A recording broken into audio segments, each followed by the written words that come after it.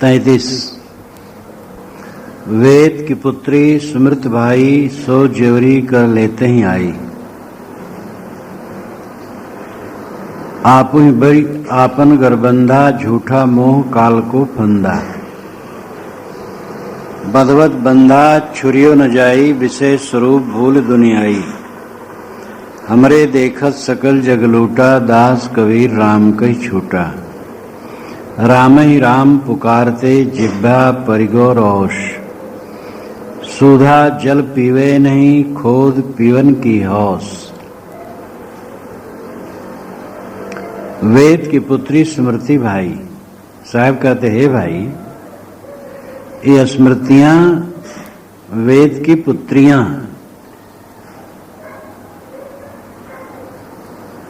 वेदों में कर्मकांड के मंत्र हैं अधिकतम और सरल ढंग से उस समय लगता है वो लोग यज्ञ करते होंगे। जब यज्ञों का विधान बढ़ा तो उसको व्यक्त करने के लिए ब्राह्मण और सूत्र ग्रंथ बने। उसके पश्चात स्मृतियां बनी। स्मृतियां बहुत बनी लेकिन उसमें मन स्मृति सबसे ज्यादा संपन्न है। उसमें 12 अध्याय हैं और 2694 श्लोक हैं और बहुत संदर्भी ग्रंथ है वो।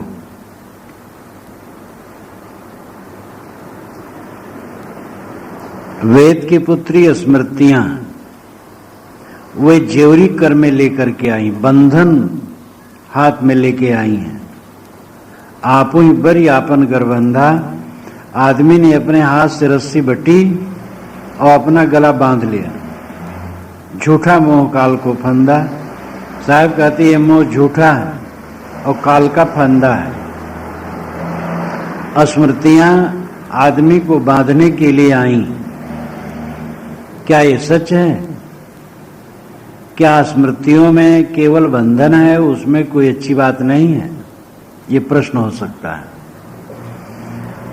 लैला मजनू, विदेशिया, ददरिया की किताब में भी कुछ न कुछ अच्छे अंश होते हैं। तो स्मृतियों में कोई अच्छी बात ही न हो ऐसी बात नहीं। स्मृतियों में अच्छी अच्छी बातें हैं, बहुत अच्छी बातें हैं। मनुस्मृत में ही सर्वम परवशम दुखम सर्वम आत्मवशम सुखम ये मानो महामंत्र है। परवस्था ही सब प्रकार दुख है, आत्मस्वस्था ही सब प्रकार सुख है। लेकिन उनमें मानवता के बीच में भेद डालने की बातें बहुत हैं। जितनी स्मृतियां हैं सबकी यही लीला है।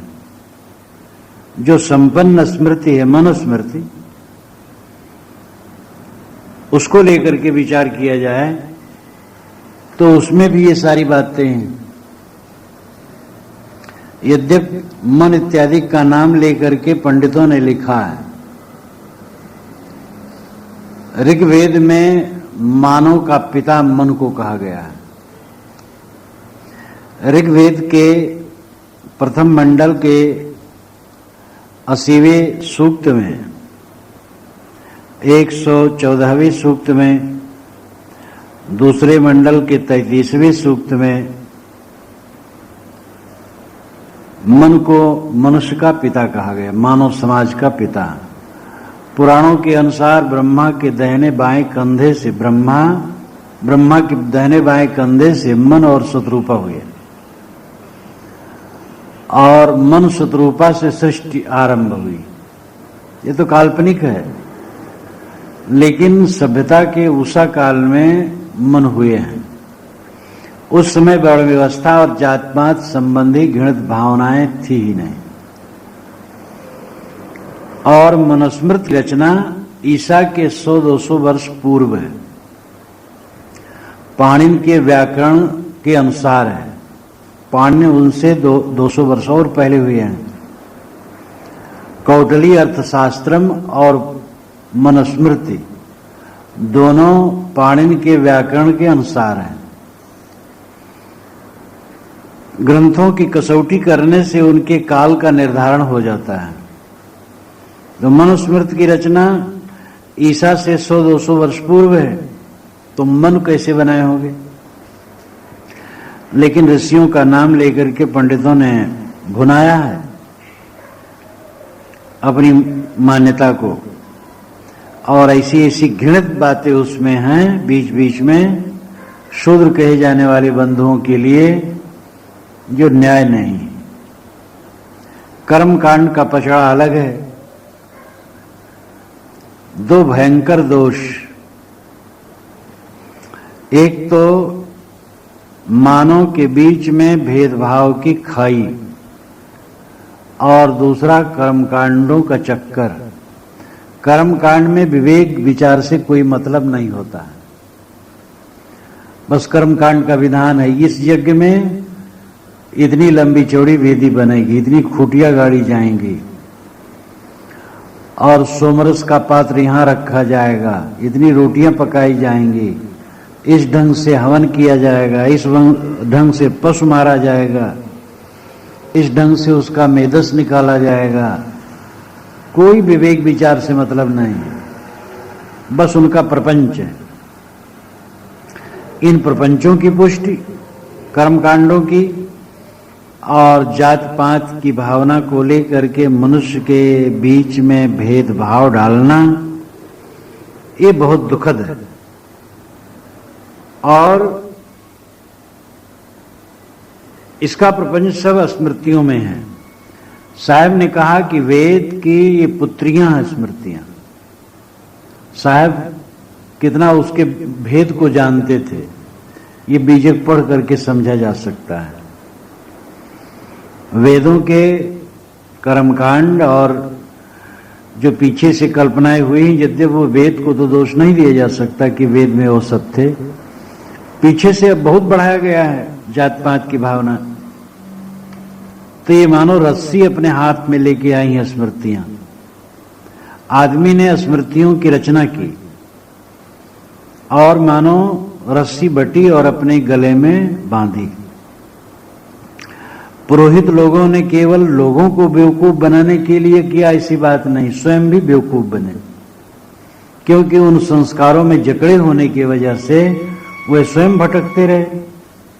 ब्राह्मण के घर में ही जब बच्चा पैदा होता है और 27 पढ़ता है, वो भी परेशान होता है, वो भी, उसको भी विश्वास है कि 27 दिन तक बच्चे का पिता उसकी आवाज न सुने, और 27 कुआं का पानी, 27 जंगल का लकड़ी, और 27 का चक्कर, 27 ब्राह्मण की पूजा और भोजन, और एक कलश जिसमें 27 टोटियां हों, उसमें तेल भर करके, और पूजा का जो चक्कर है, वो सारा चक्कर वो ब्राह्मणों के मत्थे भी पड़ता है। अपना भी बेवकूफ बने, दूसरे भी बेवकूफ बने। तो अपने हाथ से गले में रस्सी बांधी, स्वयं बटा और बांधी। साहब कहते झूठा मोह काल को फंदा। ये मोह झूठा है और काल का फंदा है।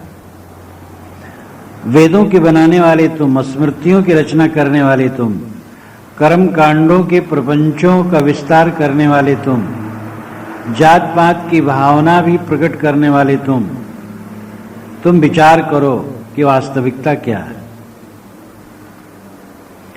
और हर चीज को अपना बनाया और दैवी मान करके वर्ण व्यवस्था मनुष्य ने बनाई, फिर कह दिया प्रभु रचित है। कौन से प्रभु ने वर्ण व्यवस्था किया, अवधारणा की? मनुष्य ने कल्पना की, और मनुष्य उसके चक्कर में पड़ करके भटकाव में पड़ा। ऋग्वेद में एक बार ये बात आ गई कि विराट पुरुष के मुख से ब्राह्मण हैं, हाथ से क्षत्रिय हैं, जंघे से वैश्य हैं, पैर से शूद्र हैं, अब इसका विस्तार तो होना ही था। तो शूद्र को पैर से पैदा ही होने की बात नहीं, किंतु पैर से रगड़ने की भी बात आई। और ये कहावत हुई, बेरहा बतियाएं शूद्र लतियाएं। बाढ़ को बत्ती बांधो, बाढ़ लगा दिए और ऐसे स्वतंत्र है तो कोई पशु घुस जाएगा, लेकिन बत्ती बांध करके कस दो दोनों तरफ से, तब पशु नहीं जाएगा। तो बेरहा बतियाएं और शूद्र लतियाएं। शूद्र को लतियाओ, पीटे रहो तो वो ठीक रहेगा, नहीं सिर उठाएगा।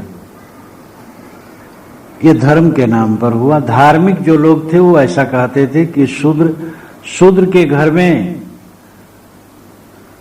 वस्तु न होनी चाहिए, उनके छप्पर में छेद होना चाहिए, जैसे पानी बरसाए तो घर में वो बैठ न सके।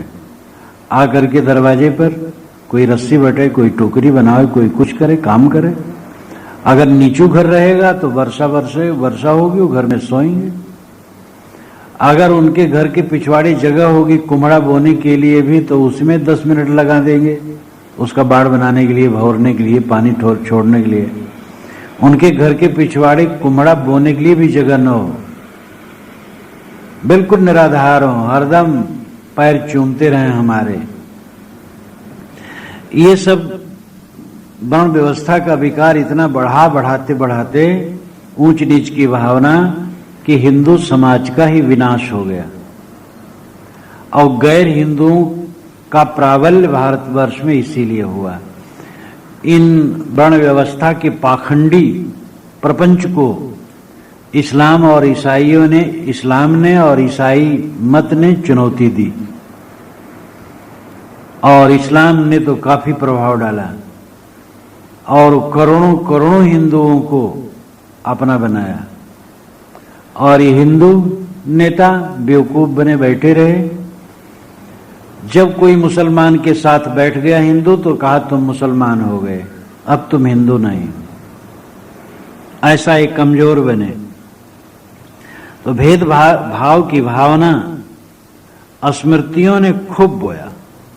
साहब कहते झूठा मोह काल को फंदा। ये प्रभु वचन का झूठा मोह है। आर्ष पुरुष ने कहा है, आप्त पुरुष ने कहा है, और ये त्रिकालज्ञ ने कहा है, इसलिए इसको मानना चाहिए।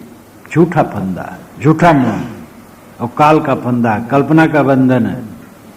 बदबद बंधा छुरियों न जाई, बांधने को तो गला बांध लिया, आप छुड़ाए छुटती नहीं। वो फांसी छुट नहीं रही। जात पात की गंदगी मनुष्य के दिमाग में इतनी गहराई से धंस गई है कि आज के विज्ञान युग में जबकि काफी उदारता बढ़ी है, तब भी वो उसकी दुर्गंधी पूरी निकली थोड़े है। पूरी क्या, अभी बहुत अवशेष है। और माने बैठे ये शूद्र हैं, ये ब्राह्मण हैं, ये क्षत्रिय हैं, वैश्य। करनी कुछ पता नहीं, करनी से कोई मतलब नहीं, बस मान करके। ये भूल ही जाना चाहिए कोई शूद्र है कोई ब्राह्मण है, मनुष्य है बस, और कुछ नहीं। तो बांधने तो गला बांध लिए, अब छुड़ाए छुटता नहीं। विशेष स्वरूप भूल दुनियाई नाम दुनियादारी के लोग, संसार के लोग विशेष स्वरूप में भूल गए, विषय को ही स्वरूप मान लिए। स्वरूप उनको पता न रहा। स्वरूप तो अपना रूप है जो चेतन है, विषय नहीं है। लेकिन विषय को ही स्वरूप मान लिया, देही को स्वरूप मान लिया। देह के नाम रूप वर्णाश्रम इत्यादि को अपने में सत्य करके मान लिया और उसी में भूल गए।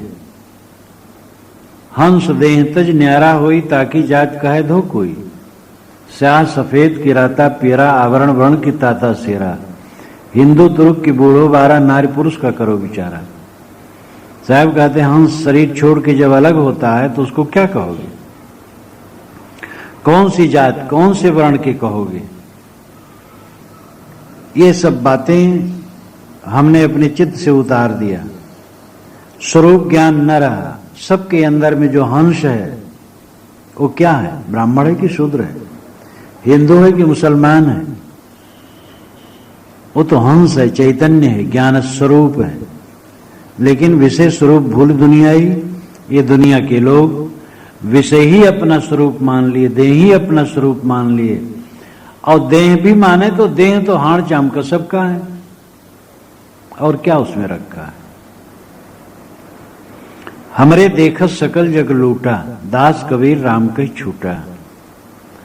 साहब कहते हमारे देखने में तो सारा जगत लूट गया और लूटा जा रहा है। हमरे देखत सकल जग लूटा। हमरे देखत से मतलब विनम्रतक भाव है, मेरी समझ से। हमरे देखत मतलब मेरी समझ से तो ऐसे लगता है कि सारा संसार अपने को लुटा दिया।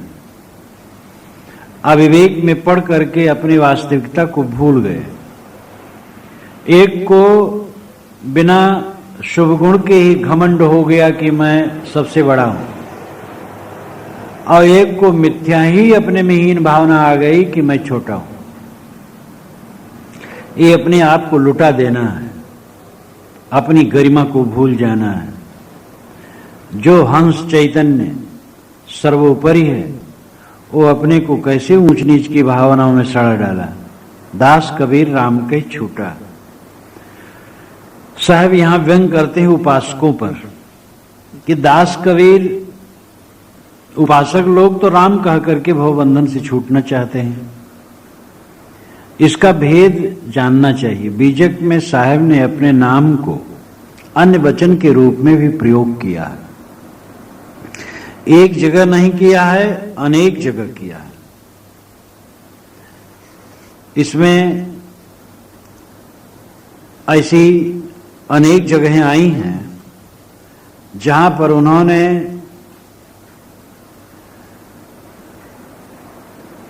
दास कबीर, कहें कबीर, काहीं कबीर और अनेक प्रयोगों में किया है अपने नाम का वर्णन। 86वां शब्द में कबीरा, कबीर, कहीं कबीर अनेक प्रकार से कहा है।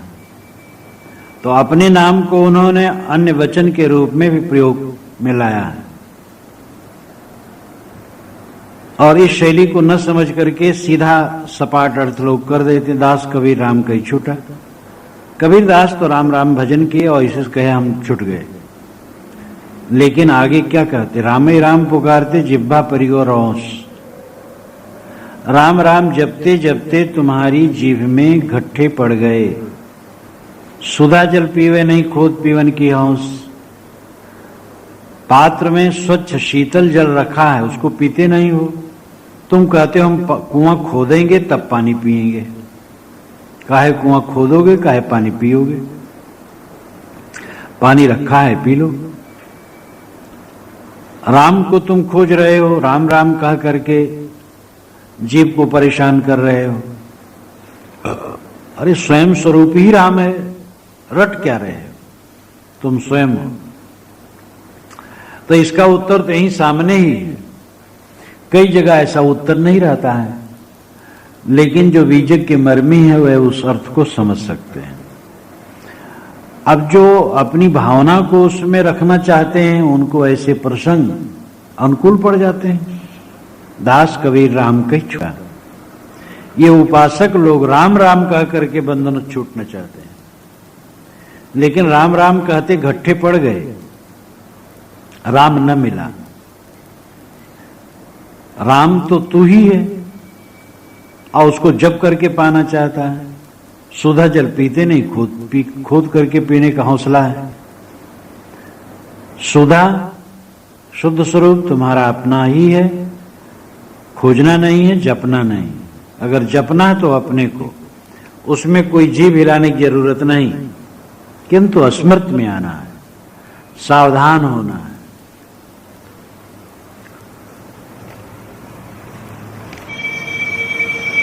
पढ़ पढ़ पंडित कर चतुराई, निज मुक्ति मोहिकव समझाई। कहाँ बसे पुरुष कौन सा गाऊं, सो पंडित मोह सुनावहु नाऊं। चार वेद ब्रह्म निष्ठाना, मुक्ति का मरम उनहु नहीं जाना। दान पुण्य उन बहुत बखाना, अपने मरण की खबर न जाना। एक नाम है अगम गभीरा, तावा अस्थिर दास कबीरा। चिवटी जहां न चढ़ सके, राई न ठहराए। आवागमन की गम नहीं, तहां सकलो जग जाए। ये 34वीं रमैनी में सद्गुरु मोक्ष का विचार रखते हैं। पंडित से प्रश्न करते हैं, पढ़ पढ़ पंडित कर चतुराई। अय पंडित जी, आप पढ़ पढ़ करके बड़ी चतुरता व्यक्त करते हैं। शास्त्रों को पढ़ लिए, उपनिषदों को पढ़ लिए, पुराणों को पढ़ लिए और उसमें कुछ जान गए और व्याख्यान करने लगे मोक्ष का, तो चतुराई तो दिखाते हो कि तुम बड़े चतुर हो, मोक्ष को खूब जानते हो। लेकिन निज मुक्ति मुझ को समझाई, मुक्ति का जो निज अनुभव है वो मुझे समझा के कहो। तुम कितना समय मुक्त रहते हो, तुम्हारे में मुक्ति का अनुभव क्या है? किताबों में लिखा है कह देते हो, तो ऐसे है कि जैसे कोई दूसरे की गाय गिनता रहे, दूध मिलने वाला नहीं है। जैसे दीवार में दीपक का चित्र हो, उसमें प्रकाश मिलने वाला थोड़े। दीपक का चित्र, उस चित्र से प्रकाश नहीं मिलेगा। वाणी से मुक्ति का वर्णन करने से मुक्ति नहीं हो जाएगी। हाँ, ये ठीक है, वर्णन करना चाहिए। वर्णन करने से, सोचने से, समझने से असर पड़ेगा, मन बदलेगा। कहत सुनत छूटे कलुष, कहने सुनने से कलुष छूटते हैं, ये ठीक है। लेकिन अब कोई व्यापार मान ले कि मोक्ष का वर्णन करे खूब, बस तब मुक्ति हो गई, ये बेकार है। तो है पंडित जी, तुम शास्त्रों को पढ़ पढ़ करके अपनी चतुरता दिखाते हो और कहते हो हम मुक्ति धाम जानते हैं, लेकिन मुक्ति का तुम्हारा अपना अनुभव क्या है? तुम मुक्त रहते हो क्या? पंडित कहते हैं मुक्त रहना क्या है? तो मर करके जब जाएंगे तब मुक्ति धाम में पहुंचेंगे, अभी कहां? साहब कहते ठीक है, कहां बसे पुरुष कौन सा गाऊं, सो पंडित मुंह सुनाओ नाऊं। अय पंडित, जिस भगवान के पास जाना चाहते हो वो पुरुष कहां बसता है और वो गांव कहां है? अय पंडित जी, उसका नाम मुझे बताओ। पुराणों में ऐसी कल्पना की गई है, गोलोक, सतलोक, बैकुंठ लोक, साकेत लोक, शिवलोक, ये सब लोक हैं आकाश में, और मुक्त जीव वहां जा करके रहता है, वहां परमात्मा निवास करता है, दिव्य धाम है। एक पुराण में तो मैं बचपन में पढ़ा था कि 12 सूर्य इतना प्रकाश वहां हर समय रहता है, लेकिन उस प्रकाश में गर्मी नहीं रहती, एकदम शीतलता रहती। बीच में वो ब्रह्म 12 प्रकाश के समान चकमकाता रहता है। 4 दरवाजे, और उन दरवाजों से जैसे कि कोई कृष्ण उपासक है तो गोलोक के दरवाजे से वो प्रवेश करता है, राम उपासक है तो साकेत लोक के दरवाजे से प्रवेश करता है। उसमें एक समन्वय किया गया कि सभी भक्त वो अपने अपने फाटक से पहुंच करके उसी ब्रह्म में पहुंच जाएंगे। एकदम बच्चों का खिलवाड़, प्रकाश है, फाटक है, वो मोक्ष क्या है? तो लोकांतर मान करके मोक्ष का धाम वहां माना है, और वहां भगवान रहता है। जब जीव यहां मोक्ष का काम कर लेगा तो वहां जाएगा, शरीर छोड़ने के बाद वहां रहेगा। ये सब बचकानी बातें हैं। जीत न तरे मुए का तरी हो, जीते जो न तरे। जीते जीते मोक्ष नहीं हुआ तो मरने पर मोक्ष कैसे होगा? इसलिए जीवत ही करू आशा, संतो जीवत ही करू आशा।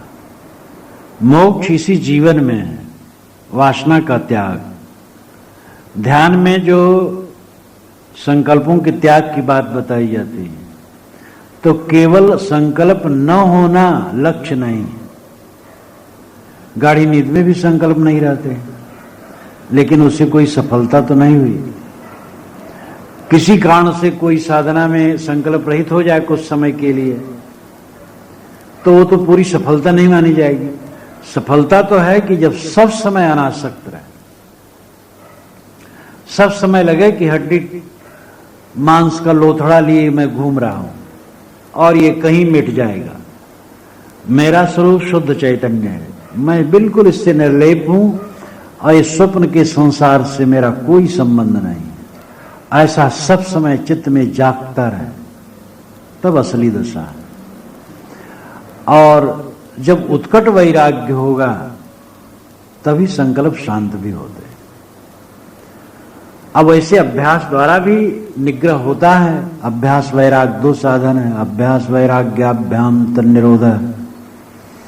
तो बारंबार अभ्यास करने से भी चित्त निरुद्ध होता है। ये ज्योतिनाद बिंदु, किसी भी आधार बिंदु में बारंबार निगृहित करते करते चित्त निगृहित हो जाता है। लेकिन वैराग्य रीढ़ है साधना की। वैराग्य सब कुछ है। बोध के बाद तो वैराग्य ही बोध की व्याख्या है।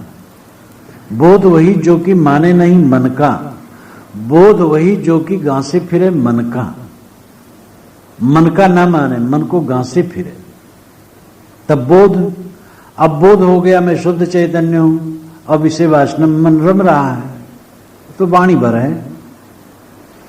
इसलिए मोक्ष का अनुभव अनासक्ति, सब समय ऐसा चित्त छुटा हुआ लगे संसार से कि चाहे जब ये शरीर विसर्जित हो जाए कोई भय नहीं, कुछ पाना नहीं, कुछ होना नहीं, कुछ जाना नहीं, कुछ करना नहीं, सब पूरा है।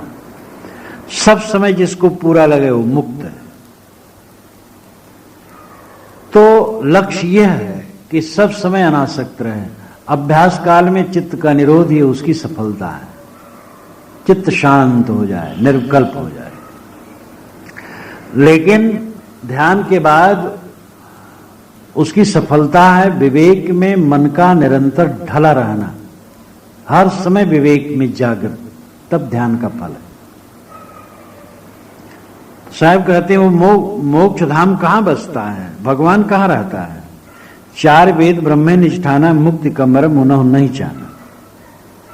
निर्भय कबीर कहते हैं ब्रह्मा ने चार वेदों को ठाना, लेकिन मुक्ति का मर्म वे भी नहीं जाना।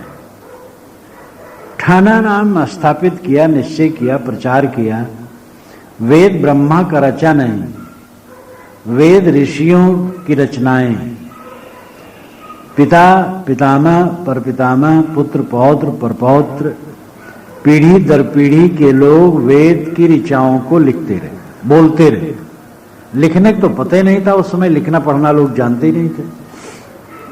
मंत्र बनाते थे, याद करते थे, शिष्यों और पुत्रों को सुनाते थे, वो याद करते थे। एक दूसरे से लोग याद करते चले जाते थे। जब कभी लिखने का ज्ञान हुआ तो चाम पर, लकड़ी पर, कपड़े पर या वृक्षों के छाल पर उन्होंने लिखा, रखा।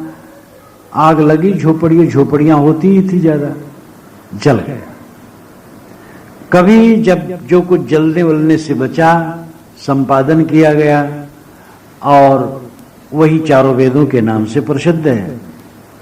ब्रह्मा से इसे जोड़ा जाता है, तो ब्रह्मा कोई बड़ा संपादक होगा, उसने चारों वेदों का निष्ठाना इन्हीं अपने आप में पक्का निश्चय किया और उसका प्रचार किया, उसके लिए श्रद्धा रखी।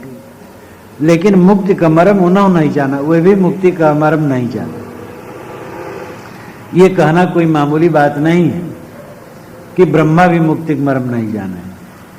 ये कबीर जैसे निर्भय ही कह सकते हैं। उस जमाने में अवकाशी में एक बार एक आर्य समाजी विद्वान ने पुस्तक ऐसे पढ़ी थी, मुक्ति का मर्म उन्होंने नहीं जाना, पढ़ा, अरे कहा अरे बाप रे बाप, ब्रह्मा भी मुक्ति का मर्म नहीं जाने।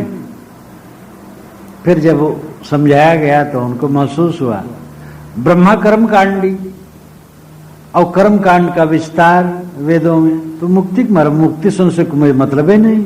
यज्ञ करो, हवन करो, तर्पण करो, खाओ पियो, मस्त रहो, सोमरस पियो, मर जाने के बाद भी फल स्वर्ग मिले, अप्सराएं मिले, मुक्ति कहां। कर्म कांड में मुक्ति कोई गुंजाइश नहीं। तो ब्रह्मा से मतलब यज्ञ के बड़े पुरोहित, कर्मकांड के विस्तारक, मुक्ति का मर्म नहीं जाना। दान पुण्य उन्हें बहुत बखाना, अपने मरण की खबर न जाना।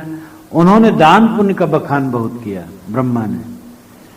या ब्रह्मा जो यज्ञ का महान पुरोहित, ब्रह्मा, होता, उद्गाता, अध्वर्य, ये चार मुख्य पुरोहित हैं यज्ञ के, और उनके और सहायक हैं तीन। ये सब उपनिषद सौरभ में मैंने लिख दिया है, शायद मुंडक उपनिषद में है।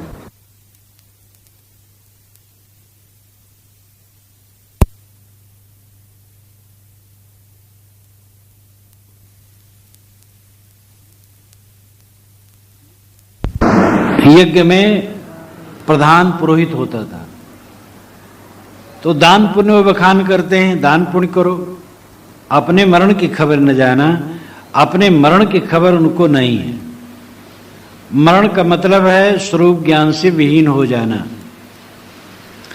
देही सत मानकर स्वरूप भाव की विस्मृति ही मरण है। भोग की तरफ रुचि हो जाना अपनी मौत है। योग का भाव भूल जाए, भोग में मन जाए तो ये मौत है। कर्म कांडों में यही है। हवन तर्पण और कर्म कांड, वैदिक कर्म कांडों में सब यही है। भोग मोक्ष की बात नहीं है। तो अपने मरण की खबर न जाना। ये स्वाहा स्वाहा करने वाले तो अपने मौत का पता ही नहीं जानते हैं। उनकी मौत कब हुई, क्या हुई। मौत तो है स्वरूप ज्ञान से रहित होना, आत्मस्थित से रहित होना, यही मौत है। और कर्मकांडी स्वरूप ज्ञान से सदैव रहित है, कर्म के पचड़े में पड़े हैं। एक नाम है अगम गभीरा, तहवा अस्तर दास कबीरा। कर्म कांड में भी उपासना आई और उसमें ओम की कल्पना हुई। ओम को अगम गंभीर माना और वहां उपासक लोग स्थिर होते हैं। तहवा स्थिर दास कबीरा, यहां भी दास कबीरा अन्य वचन के रूप में ही समझना चाहिए, अन्य के लिए, उपासकों के लिए। उपासक लोग कर्म कांड से थोड़ा हटे, कुछ लोग कर्म कांड से हट के उपासना में लगे, तो ओम को अपना माना आधार। ओम अगम गंभीर नाम है।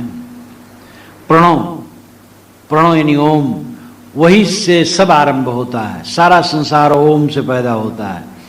पहले ईश्वर ने कहा ओम, ऐसे कहा, वो युगों तक ऐसे होता रहा, बस वो फटा और फिर सारा ब्रह्मांड फूट करके निकल आया।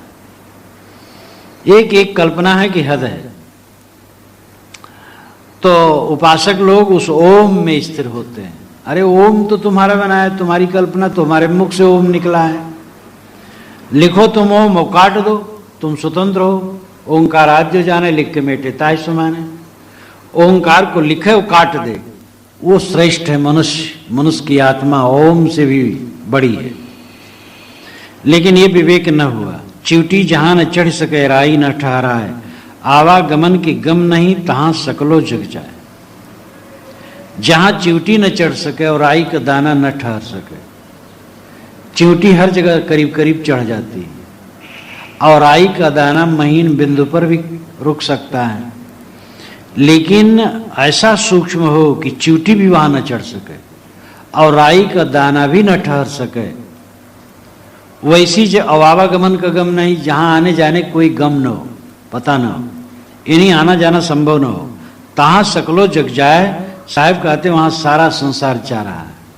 ये व्यंग है। चिवटी जहां न चढ़ सके। चिवटी से अर्थ वाणी, राई से अर्थ बुद्धि। वाणी से जिसका वर्णन न हो और बुद्धि जिसको निश्चय न कर सके। कहते हैं ऐसा अगम अपार भगवान का धाम है, लेकिन वहां सारा संसार कर्म कांड करके जाना चाहता है, कैसे जाएगा। अथवा जो निस्वरूप का बोध है, निस्वरूप की स्थिति है, वो वाणी और बुद्धि से ऊपर है। वाणी और बुद्धि के व्यापार को तुम मोक्ष मान लेते हो। बुद्ध से कल्पना करके लोकांतरों की मोक्षधाम मानते हो और वाणी से वर्णन करते हो, लेकिन मन और वाणी का जहां अंत होता है वो मोक्ष है। मन वाणी एक साथ रहते हैं, इस पर तो कई बार चर्चा की जाती है। मन चला वाणी चली, संकल्प उठते हैं उसमें वाणी रहती, शब्द रहता है। जैसे सड़क की याद आई तो सड़क एक आकार आया, सड़क का आकार आ गया और सड़क शब्द आ गया। पानी, गोबर, मनुष्य, बैल, भैंस, मकान, ये संकल्प उठते गए, उसके साथ शब्द चलते गए। तो मन और वाणी का अभिन्न संबंध है। मन जब शांत होता है तब वाणी शांत हो जाती है।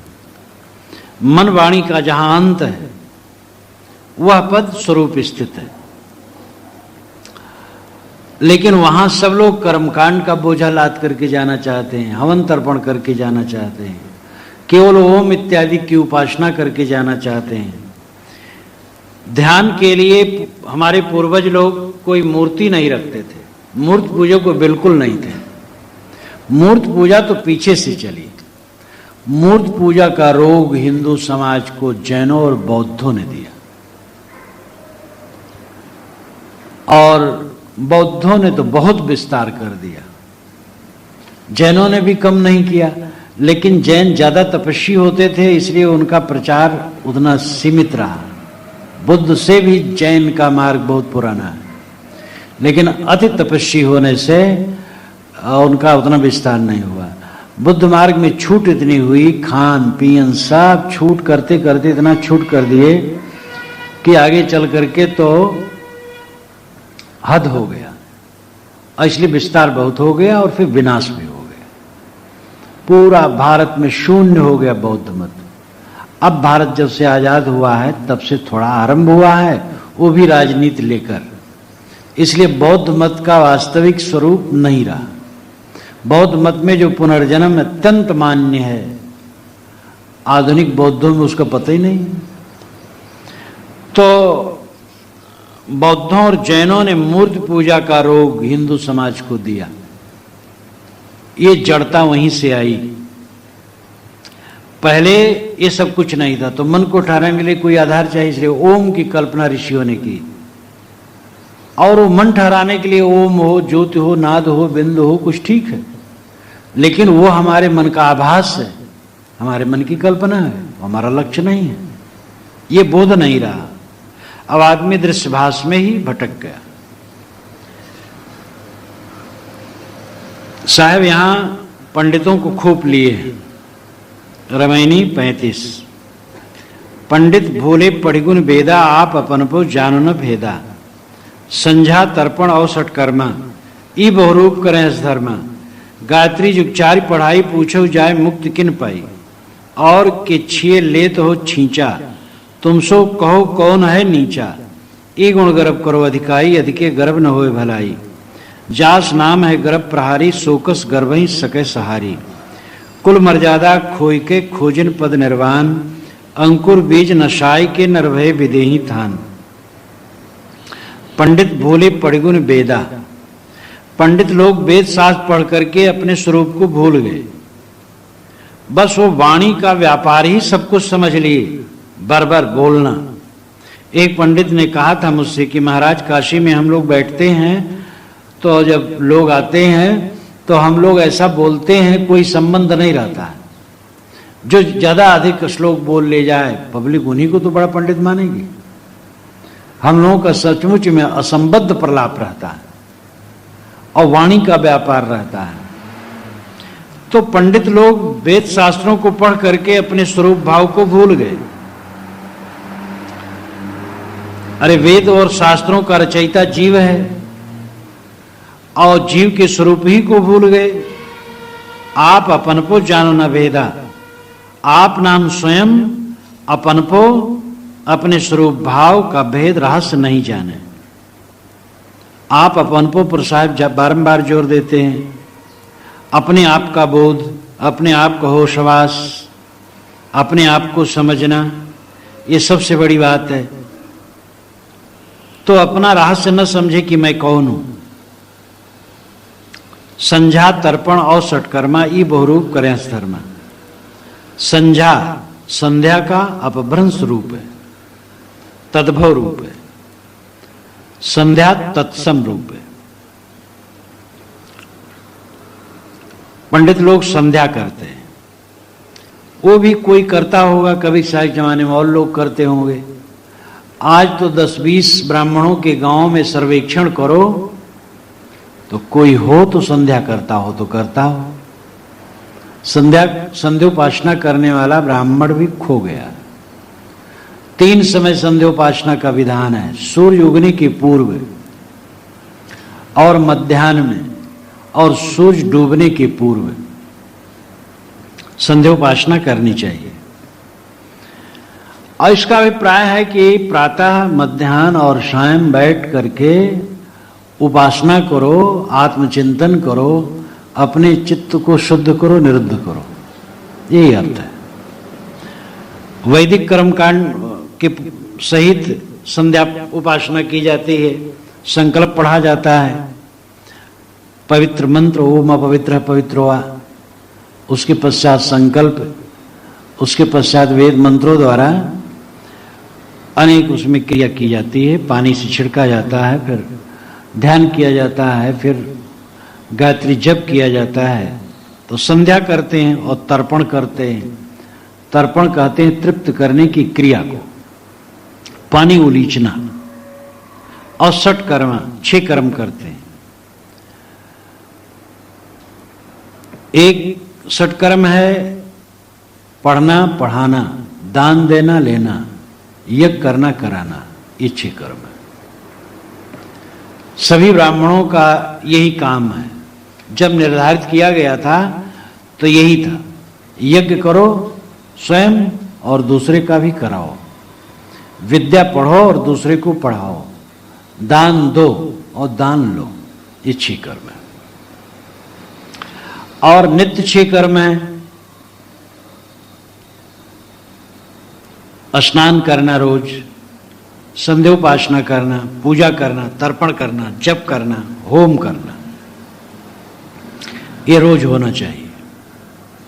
ये नित्य 6 कर्म है। तो संध्या तर्पण और खटकर्मा ई बहुरूप करें धर्मा। साहब कहते इतना ही नहीं, बहुत रूप के धर्म करते हैं, अनेक प्रकार के क्रियाकांड करते हैं। बड़ा अच्छा है, कुछ करें, कोई हर्ज नहीं, इस पर हमारी कोई खास टिप्पणी नहीं। गायत्री जुगचारी पढ़ाई पूछो जाए कि मुक्ति किन पाई, हमें तो इस पर टिप्पणी करना है कि चारों युगों से गायत्री पढ़ा रहे हैं, लेकिन जा करके पूछो किसने गायत्री जब से मुक्ति पाई है। ब्राह्मण लोग कहते हैं कि ब्राह्मण क्षत्रिय वैश्य इन 3 का गायत्री में अधिकार है, शूद्र का नहीं, और ब्राह्मणी का भी नहीं। तिवारी गायत्री पढ़ सकते हैं, तिवराइन नहीं पढ़ सकती। इसलिए गायत्री मंत्र की दीक्षा द्विजातियों को होती, ब्राह्मण क्षत्रिय वैश्य को, ब्राह्मणी को नहीं होती। वो ब्राह्मणी बेचारी रहती नहीं, सदैव शूद्र रहती। तो शूद्र को तो गायत्री पढ़ने का अधिकार नहीं है, और गायत्री के जप से ही मोक्ष होता है। इसलिए शूद्रों का मोक्ष में अधिकार नहीं। साहब कहते मान लिया तुम्हारी बात, उनका अधिकार नहीं है। लेकिन अब तुम ये बताओ कि जितने लोग गायत्री जपने वाले हैं सब तो मुक्त होना चाहिए। ये बात सिद्ध हो जाए तो तुम्हारी बात बिल्कुल प्रामाणिक है। चारों युगों से गायत्री तुम पढ़ा रहे हो द्विजातियों को, लेकिन जा करके उनसे पूछो किसने मुक्ति पाई गायत्री जप से। गायत्री जप रहे हैं, तंबाकू खा रहे हैं, गायत्री जप रहे हैं, मांस भी खा रहे हैं, शराब भी पी रहे हैं, झूठ भी बोल रहे हैं, मोह माया में तो डूबे ही।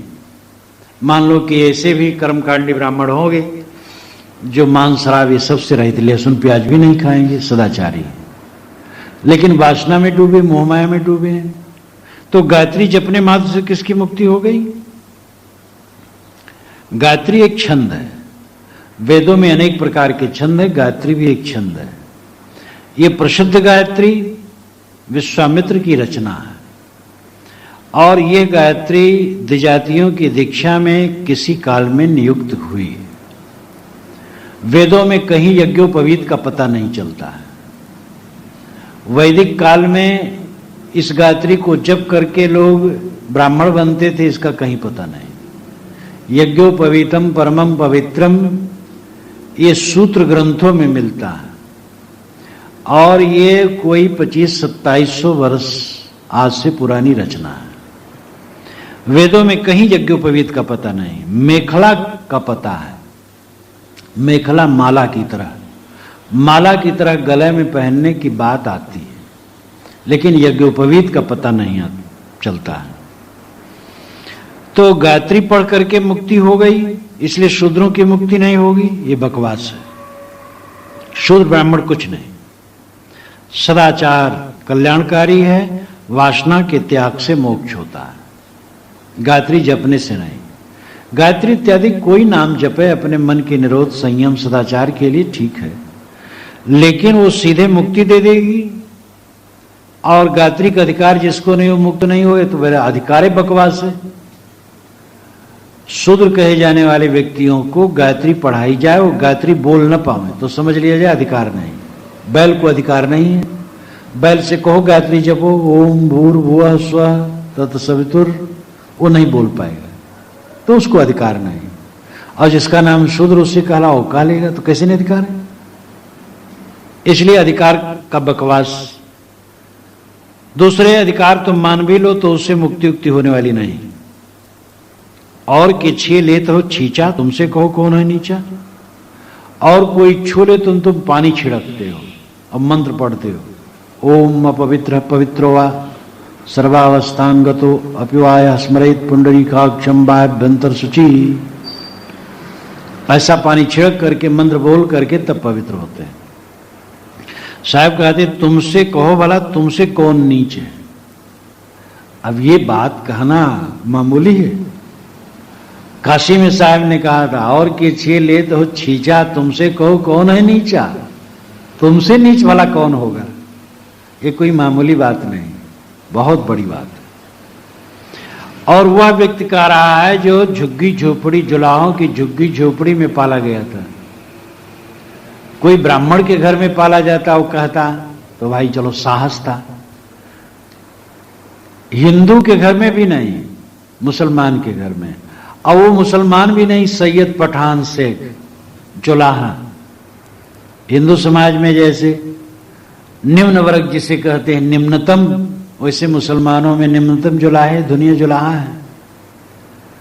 तो हिंदू भी नहीं मुसलमान, और मुसलमान भी साधारण ऊंचा नहीं, बहुत निम्नतम जुलाहे की झुग्गी झोपड़ी में पाला गया बच्चा, ये कह रहा है।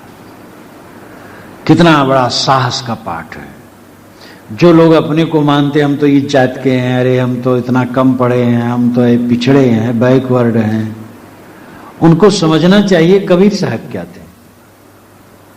कबीर साहब के लिए तो कोई कह सकता हम बैकवर्ड थे, कबीर साहब तो बैकवर्ड भी नहीं थे। उनको कुछ कह नहीं जा सकता है, पैदा कहाँ हुए कोई जानते नहीं, पाले गए गरीब के घर में। लेकिन हीन भावना की ग्रंथि कहीं है उनकी वाणी में? कहीं हीन भावना की ग्रंथि गरजते हैं एकदम जीवन भर। इसलिए कबीर साहब के व्यक्तित्व में पूरी मानवता के लिए महान साहस का पाठ है। और वे स्वर्ण स्तंभ और प्रकाश स्तंभ की तरह संसार में खड़े हैं। कितने महात्मा हुए, राजक घर में पैदा हुए, पंडित के घर में पैदा हुए, ठाकुर के घर में पैदा हुए, सेठ के घर में पैदा हुए। कबीर साहब कहाँ पैदा हुए पता ही नहीं, पाले गए महागरीब घर में। और वो इतना गरज रहे हैं कि उनका जोड़ा कोई नहीं, उतना साफ किसी ने नहीं कहा, पूरे इतिहास में किसी ने नहीं कहा। महात्मा बुद्ध तक ने क्षत्रिय ब्राह्मण और वैश्य का नाम लिया जब उनके शिष्यों ने कहा कि महाराज आपकी अस्थियों का क्या होगा, शरीर छूटने का समय आ रहा था। महात्मा बुद्ध ने कहा तुम लोग साधु संतो अपना ध्यान भजन करो, तुम इस चक्कर में क्यों हो? तो क्षत्रिय ब्राह्मण वैश्य इसको पूजेंगे, तो क्षत्रिय नाम पहले लेते थे, क्षत्रिय का महत्व ज्यादा था उनके विचार से। तो क्षत्रिय ब्राह्मण वैश्य पूजेंगे, शूद्र का नाम नहीं लिया। इस संसार में, भारतवर्ष में कबीर ने जितना खुल के साफ कहा, किसी ने नहीं कहा। और के छे लेत हो छींचा, तुमसे कहो कौन है नीचा। और के छू लेने से तुम पानी छिड़क करके पवित्र बनते हो, तो बताओ तुमसे कौन नीच है। कोई नीच नहीं। हां, अपवित्र आदमी, तुम स्नान किए हो और कोई गंदा आदमी छू ले तो गलत है। अब ब्राह्मण नामधारी हो गंदा हो छू ले, वो भी गलत है। और अगर पवित्र है, वो साफ सुथरा है, कोई हर्ज नहीं। आचार के आधार पर छुआछूत है, लेकिन जात के आधार पर छुआछूत बकवास है। ई गुण गर्भ करो अधिकाई, अधिके गर्भ न होए भलाई। साहब कहते ई गुण गर्भ करो, ई अपने गुण का गर्भ ज्यादा न करो। इतना सरल ढंग से, इतना मार्मिक है, क्या कहा जाए। ई गुण गर्भ करो अधिकाई, इस अपने गुण का ज्यादा गर्भ न करो। अधिके गर्भ न होए भलाई, ज्यादा अहंकार करने से भलाई नहीं होती। जास नाम है गर्भ प्रहारी, सो कस गर्भ ही सके सहारी। जिसका नाम ही गर्भ प्रहारी है, जो किसी के गर्भ को रहने नहीं देता है, सो कस गर्भ ही सके सहारी, वो तुम्हारे गर्भ को, अहंकार को कैसे सह पाएगा। वो तुम्हारे गर्भ का संहार करेगा। वो गर्भ संहारी कौन है? ईश्वर। कौन ईश्वर? व्यक्ति ईश्वर की कल्पना लोग करते, एक व्यक्ति ईश्वर बैठा है और वो सबके गर्भ का संहार करता है, ये कल्पना है। वास्तव में कारण कारज की व्यवस्था है, वही ईश्वर है। और इस संसार में जो सिर उठा के चलेगा, उसके सिर में टक्कर लगेगा, निश्चित है। जो विवेक विचार का काम नहीं करेगा, उसको ठोकर खाना है। जो सिर झुका के चलेगा, विनयावनत होके चलेगा, उसको पछताना नहीं पड़ेगा। इसलिए किसी का अहंकार यहां रहने वाला नहीं है। जो साहब ने कहा था, आज वो सामने है। अब आज कितने ब्राह्मण युवक हमें मिले, वो कहते साहब शेड्यूल कास्ट के लोग हमारे ऑफिस में रहते हैं, इतना तंग करते हैं, इतना हमें तुच्छ समझते, इतना निरादर करते, बड़ा कष्ट होता है। हम के तुम लोगों ने हजारों हजारों वर्षों से निरादर किया, अब उसका फल पा रहे हो, तपस्या करो, सहो, प्रतिक्रिया न करो। तुम्हें खुशी होनी चाहिए कि हमारा भाई इस प्रकार जग गया है। जिसको तुम नीच कहते थे, वो तुम्हें भी नीच कहने की हिम्मत रख सकता है। तुम खुश हो, उसका भी विवेक जग जाएगा, फिर नीच ऊंच कहना बंद हो जाएगा। सिंह को मार करके स्वयं सिंह बन जाए तो क्या फायदा हुआ। अगर शेड्यूल कास्ट के लोग, बैकवर्ड के लोग, सवर्ण कहे जाने वाले लोगों को भी गाली देना शुरू करें तो वही हुआ। वो गाली देते थे, अब ये गाली दी। गाली देना दोनों तरफ से बंद हो और सब समान है, ये भावना आनी चाहिए। तो आज गर्भ चूर हो गया है। आज तो ये जगह जगह आवाज उठती है, जब मंत्री भी बनना होता है, कोई शेड्यूल कास्ट का बनना चाहिए, कोई शेड्यूल कास्ट का बनना चाहिए, ये बात आती है। और पहले था शेड्यूल कास्ट जिसे कहते हैं, मतलब शूद्र, अति शूद्र। तो अति शूद्र न्यायिक नहीं हो सकता है, कोई भी शुभ मार्ग में नहीं जा सकता है। वो तो हल जोते, पतरी गांठे, जूता सिले, कपड़ा साफ करे, ये सब काम करे। अब आवाज उठती है राजनीति में भी, मंत्री बनना कोई शेड्यूल कास्ट का बनना चाहिए। तो अब भगवान ने गर्भ का संहार किया। सो जास नाम है गर्भ प्रहारी, सो कस गर्भ ही सके सारी। गर्भ प्रहारी भगवान। भगवान क्या? कारण कारज की व्यवस्था। लहसुन प्याज खाओगे, दुर्गंधी डकार आएगी। ज्यादा खाओगे, पेट खराब होगा। काम आदि चिंतन करोगे, चित्त मलिन और गंदा और चंचल रहेगा। कहीं से उल्टा पलटा बात करोगे किसी से, मन अशांत हो जाएगा। उन्मादी व्यवहार करोगे, स्थिर नहीं होगे। कारण कारज की व्यवस्था ऐसी है कि उसमें किसी का गर्व रहने वाला नहीं है, सबको ठोकर खाना है। इसलिए विनम्र होके चलो, कुल मर्यादा खोई के खोजन पद निर्वाण। अंकुर बीज नशाय के नर भय विदेही थान। साहब कहते अपने पूर्वजों को देखो, हमारे पूर्वज कुल की मर्यादा खो करके खोजन पद निर्वाण, निर्वाण पद को उन्होंने पाया था, कल्याण पद को पाया था। पुराना इतिहास देख लो, सत्यकाम जाबाल के पिता का पता न था, केवल माता का पता था, और गौतम ऋषि ने उसको ब्राह्मण कहा था। धीवरी तने वेदव्यास, भंगनी पुत्र पराशर, वेश्या पुत्र वशिष्ठ, दासी पुत्र नारद, शूद्र पुत्र सूत ज्ञान के नाते महान हुए थे। महावीर, सिद्धार्थ, भर्तृहर, गोपीचंद ये ब्राह्मण नहीं थे, क्षत्रिय थे, लेकिन महान हुए थे। राजरानी मीरा देवी चमार कहे जाने वाले कुल में जन्मे संत उनके गुरु थे। अहंकार रखने से किसी का कल्याण नहीं होता। साहब ने कहा है, कुल छोड़े कुल उबरे, कुल राखे कुल जाए, राम निकुल कुल भेटिया, सब कुल गया बिलाए। उपनिषदों में, बृहदारण्यक उपनिषद में 50 ऋषि ऐसे हैं जिनके पिताओं का पता नहीं, केवल माता का पता है। तो पूर्वज हमारे जात पात को लेकर के कल्याण की बात नहीं की है। कुल मर्यादा खोई के खोजन पद निर्वाण, वह निर्वाण पद, मोक्ष पद, कुल की मर्यादा को खो करके प्राप्त किया।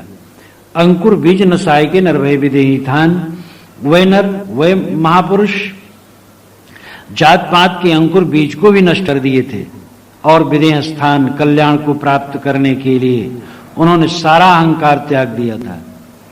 और ये बात जगह जगह आती है। युधिष्ठिर के यज्ञ में घंटा नहीं बजा,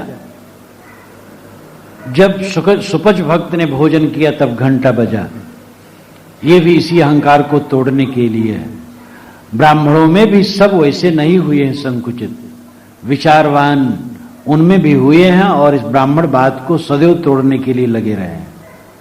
किसी ब्राह्मण का ही लिखा यह प्रसंग है, सुपच भक्त का, लेकिन वो समझा कि ये ब्राह्मणीपन का अहंकार तोड़ना है, तो कहा ब्राह्मणों खाने से भोजन ना, घंटा न बजा। और सुपच भक्त ने जब भोजन किया तब घंटा बजा। बैठी पड़ाइन बैठी शुक्लाइन, आएगे विमान गंधकिनिया के, मौका भावे ले भक्ति भिलनिया के। तो इसलिए साहब कहते हैं कि कुल मर्यादा खो करके निर्वाण पद की प्राप्ति, और उसके अंकुर बीज को भी नसा करके जात पात के। पहले के महापुरुषों ने विदेह स्थान आत्म कल्याण की दशा प्राप्त किए थे। इसलिए है पंडितों, अहंकार मत करो, वेद शास्त्र पढ़ो ठीक है, संध्या तर्पण करो कोई हर्ज नहीं है, गायत्री तुम पढ़ते हो पढ़ो, लेकिन समझ लो ये सब में दूसरे भी अधिकार है, और तुम बड़े पवित्र हो, दूसरे अछूत है, ये भूल जाओ। हाड़ चाम तुम्हारे शरीर में है, टट्टी तुम्हारे पेट में भरी है, दूसरे पेट में है, हंस सब में समान है, इसमें कौन छोटा बड़ा है। इतनी अकल जो न रखे हो पंडित है, इतना न समझ पावे। हमारे हाथ में हाड़ चाम है, दूसरे के हाथ में हाड़ चाम है, तो उसमें कौन ऊंचे कौन नीचे, सब में एक ही आत्मा, एक प्रकार आत्मा सब में है। इस चीज को समझो, तभी तुम्हारा पांडित्य।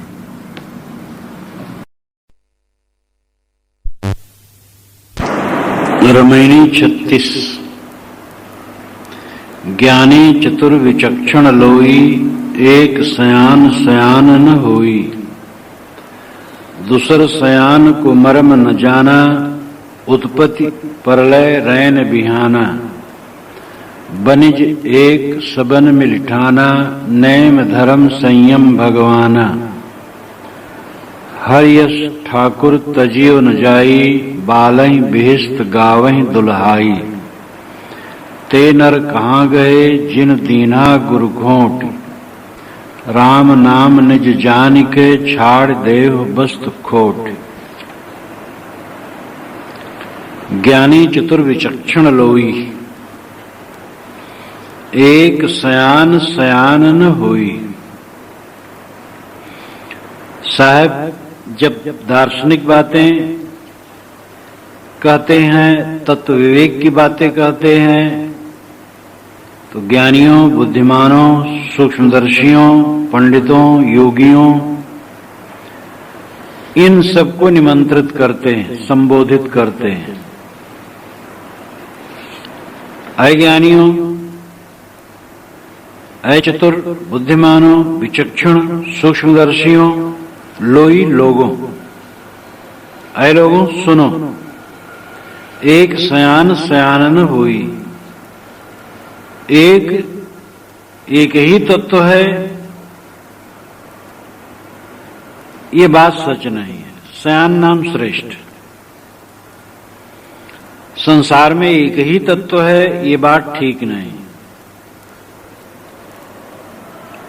इस संसार में दार्शनिक विचारधारा को लेकर के अनेक मत हैं। महाभारत के शान पर्व में आया है कि उत्तराखंड में 5000 ऋषियों की सभा हुई और उसमें यह हुआ कि सत्य का निर्णय कर लेना है। एक ने कहा एक ही तत्व है, एक ने कहा नहीं 2 है, एक ने कहा नहीं 3 है। खूब झगड़ा हो गया और इतनी उत्तेजना हो गई कि एक दूसरे के दंड कमंडल उठा के पटकने लगे। दाढ़ी नोचने की चर्चा नहीं तो जो दाढ़ी वाले उसमें होते ज्यादा परेशान होते। दंड कमंडल पटकने की बात है। तब सब मिलकर के वशिष्ठ से कहे, महाराज आप बताइए सत्य क्या है। उन्होंने कहा, भैया हम सत्य नहीं जानते। तो दर्शन के संबंध में विविध विचार सदा से रहे। एक ही तत्व है, एक अखंड निर्वयव निर्विकार सर्वत्र व्याप्त एक ही सत्ता और कुछ नहीं। ये धारणा रही है कुछ दार्शनिकों की। लेकिन अगर एक सर्वत्र परिपूर्ण अखंड सत्ता हो तो संसार न हो, कहना सुनना न हो। जैसे इस पूरे कमरे में, पूरे कक्ष में एक ऐसा पदार्थ ठोस भरा हो जिससे कोई जगह खाली ना हो, तो उसमें आना जाना रहना काम धंधा करना कैसे संभव है। अगर सर्वत्र एक ही तत्व है जो अखंड है तो दूसरे की गुंजाइश नहीं होगी, क्रिया नहीं होगी, स्फूर्ण नहीं होगा, सृष्टि नहीं होगी। इसलिए बात बिल्कुल गलत है कि एक ही तत्व है। एक सयान सयानन हुई। एक ही सयान श्रेष्ठ तत्व है, ये बात सच नहीं। प्रत्यक्ष ही द्वैत है। एक कहता है, एक सुनता है, जड़ है, चेतन है, तो एक ही तत्व कैसे है। दूसर सयान को मरम न जाना, उत्पत्ति प्रलय रैन बिहाना। दूसरा सयान जी के ऊपर अलग एक सयान श्रेष्ठ तत्व माने, उसका मर्म तो कोई जाना नहीं, उसका भेद कोई जाना नहीं। मतलब है कि जीव के ऊपर अलग से ईश्वर है, साहब इसको भी नहीं स्वीकारते हैं। इसका मर्म है कि ये नहीं है, दूसरा कोई नहीं है, तुम ही हो, तुम जो करो सो भरो। तुम्हारे लिए कोई कुछ करने वाला नहीं ऊपर से। उत्पन्न करता है, प्रलय करता है, रैनी और बिहान करता है, वो कोई दूसरा है, ये तुम्हारे मन की कल्पना है। उत्पत्ति प्रलय रैन बिहाना। उत्पन्न करना उत्पत्ति, प्रलय विनाश है, रैन रात को कहते हैं, बिहान विशेष नाश को कहते हैं, भी विशेषण है, और हानि नाश है। तो बिहान का मतलब अत्यंत नाश, जिसका लाक्षणिक अर्थ होता है रात का एकदम अंत, अंधियारे का एकदम अंत। बिहान हो गया, सवेरा हो गया, प्रकाश हो गया। तो बिहान लाक्षणिक है, शाब्दिक अर्थ बिहान नहीं है। बिहान का मतलब बिल्कुल नाश, अंधकार का बिल्कुल नाश। उत्पन्न करने वाला, विनाश करने वाला, रात लाने वाला, दिन लाने वाला, इसका सबका लाक्षणिक अर्थ हुआ कि सृष्टि की उत्पत्ति और प्रलय करने वाला कोई दूसरा है, ये भी बात सच नहीं। साहब कहते इसका भी मर्म लोग नहीं समझे। जड़ तत्वों को ठीक से हम समझ लें तो इसके रचयिता और इसके प्रेरयिता की आवश्यकता न हो। जड़ में स्वाभाविक गुणधर्म है, पदार्थों में स्वतः सिद्ध क्रिया, हर पदार्थ में उसकी क्रिया अनादि निहित है, बीच में प्रक्षिप्त नहीं है, बाहर से डाली नहीं है। इसलिए संसार की परिवर्तनशीलता अबाधगत से आ रही है, हो रही है और आगे होती रहेगी। इसलिए जीव से अलग कोई दूसरा सयान मानना कि वही चला रहा है, ये बात सच नहीं। ब्रह्मवादी कहते हैं कि माया अनिर्वचनीय है, हम उसको कह नहीं सकते कैसे, और वो भिन्न अभिन्न कुछ भी नहीं कहते बनता है। ईश्वरवादी कहते हैं माया प्रभु की शक्ति है और उसको जीतने में सामर्थ्य हमारा क्या हो सकता है, तो प्रभु ही चाहे तो छुड़ावे, हम कुछ नहीं। इस प्रकार ये दोनों मत जीव को निवृत्त करने में समर्थ नहीं। एक ने तो मान लिया कि माया और ब्रह्म एक है, दो माने तो द्वैत हो जाएगा। अब एक मान ले तो भी गड़बड़ हो, इसलिए कुछ भी नहीं कह पाते, न एक ही कह पाते हैं न अलगे कह पाते हैं। सन्नाप सन्नाप उभयात्मकानो, भिन्नाप भिन्नाप उभयात्मकानो, सांगाप नंगाप उभयात्मकानो, महद्भुता निर्वचनीय रूप। विवेक चूड़ामणि में स्वामी शंकराचार्य, आदि शंकराचार्य कहते हैं माया को सत कहे तो एक ब्रह्म सत्य, दूसरी माया सत्य, तो द्वैत हो जाएगा। अगर कहे कि वो असत है तो उसका कार्य जगत दिखाई देता है, तो असत कैसे है? अगर कहे उभयात्मक है, सत भी है झूठ भी है, तो एक घपलेबाजी हो जाएगी। सन्नाप सन्नाप उभयात्मकानो, भिन्नाप भिन्नाप उभयात्मकानो। ब्रह्म से माया भिन्न है तो द्वैत हो गया, अभिन्न है तो ब्रह्म में ही रोग हो गया, उभयात्मक है तो फिर घपलेबाजी हो जाएगी। सांगाप नंगाप उभयात्मकानो, अंग सहित है तो अंग सहित एक द्रव्य है वो, फिर गड़बड़ हुआ। अवनंग है, अंग रहित है, शून्य है तो शून्य से कैसे हो गया? अगर निर्वयव उसको कहा जाए तो उससे जगत नहीं होगा।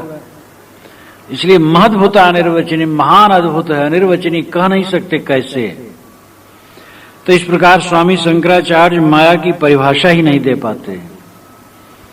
अवंत में तो लोग यही मान लेते हैं कि ब्रह्म समुद्र से तरंग अलग नहीं हो सकती है, समुद्र अधिष्ठान है, तरंग अधिष्ठे, अधिष्ठे अधिष्ठान को छोड़ के नहीं रह सकता, माया ब्रह्म को छोड़कर नहीं रह सकती।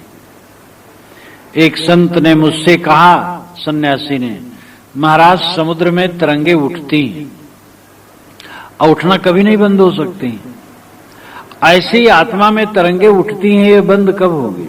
मैंने कहा मैं बिल्कुल इसको नहीं मान सकता, ब्रह्मवाद का यही दोष है। सारे तरंग अविवेक से हैं, स्वरूप को पहचान लेने पर सारे तरंग शांत हो जाएंगे।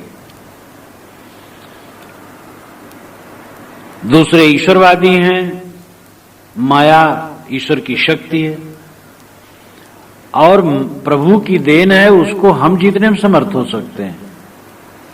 जिसमें बड़े बड़े देवी देवता नाचे, सब ही नचावत राम गोसाई, हम भला बच सकते हैं? वो तो उसी की शरण में जाओ प्रभु के, वो चाहे तो बचा दे। महाकायरता, महाअज्ञान। अरे माया क्या है? मोह माया है। और मोह तुम्हें होता है अपने स्वरूप के अविवेक से। स्वरूप का विवेक हो जाए और सारी चीजों की वास्तविकता समझ में आ जाए, मोह करने लायक कोई चीज नहीं। सारे नर नारी हाड़ चाम के ढांटे, टट्टी पेशाब के पिंड और संसार की सारी चीजें कूड़ा कबाड़। तत्व विवेक हो जाने पर मोह नाम की कोई चीज नहीं, और मोह नहीं तो माया क्या है। साहब कहते हैं कि एक तत्व, अद्वैत तत्व जो कहते हैं कि एक ही तत्व है, वो सच नहीं। और जीव के ऊपर अलग करता धरता, ये भी सच नहीं। जगत रचयिता कोई है, ये भी सच नहीं। लेकिन बनिज एक सबन मिलठाना, नेम धर्म संयम भगवाना। साहब ने कहा कि भगवान का, ईश्वर का बनिज व्यापार सब मिल करके ठाना। जिनको देखो ईश्वर को खड़ा कर लिए और फिर पीछे जो बन सकता है करते हैं। चोर ईश्वर का नाम लेकर के नकब काटता है, और घर का मालिक ईश्वर का नाम लेकर के सोता है भगवान बचाना। हत्या करने वाले देवी देवता के नाम पर, ईश्वर के नाम पर कुर्बानी करने वाले ईश्वर का नाम लेकर के जीवबद्ध करते हैं। ईश्वर का नाम लेकर के बड़ी बड़ी जागीरें खड़ी की जाती हैं और मुकदमे चलते हैं।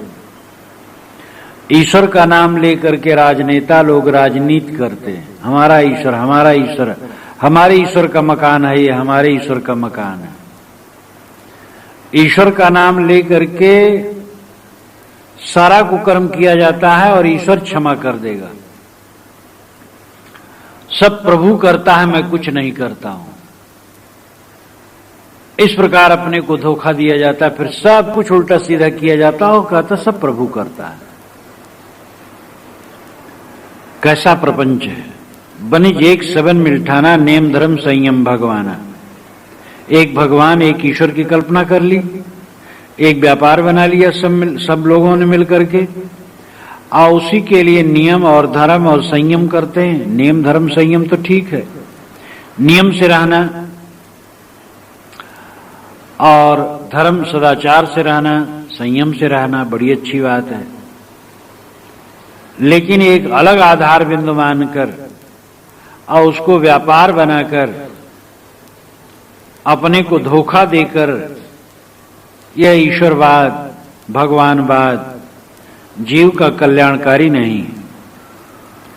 आदमी जब ये मान लेता है कि मैं असमर्थ हूं और कोई दूसरा ही मुझे तारने और उबारने वाला है और डुबाने वाला है, तब वहीं किंकर्तव्य मूढ़ हो जाता है और उसकी दृष्टि साफ नहीं रहती है। विवेकवान समझता है मैं ही अपने आप को डुबाता हूं, मैं ही अपने आप को तार सकता हूं। न तो मुझे कोई डुबाने वाला है न तारने वाला है। हां, जो वर्तमान में कुसंग मिलता है संसार में, ये कुसंग से अपना पतन होता है, इसलिए कुसंग से बचें। और साधु संगत हमारे कल्याण में सहायक है, लेकिन अंततः श्रम तो हमें करना पड़ेगा। ईश्वरवाद की लकड़ी लेकर के आदमी और निकम्मा होता है, दृष्टि उसकी धूमिल होती है। बिना दिमाग से ईश्वर को हटाए आत्मज्ञान में दृढ़ता और पुरुषार्थ में प्रबलता नहीं हो सकती है। वो दिमाग पर लदा हुआ। ये ठीक है कि कुछ लोग ईश्वर मान करके भय करते हैं, बुरे कर्मों से उपासना करते हैं, सदाचार से चलते हैं, ये भी पक्ष है। लेकिन उससे बढ़िया आधार है कर्म सिद्धांत और आत्मज्ञान समझकर। जब कर्म सिद्धांत सच है, हम जो करेंगे सो भरेंगे, तो बुरे कर्मों से स्वाभाविक डरना है। और अपना स्वरूप ही परम तत्व है, उसी थी जीवन का फल है।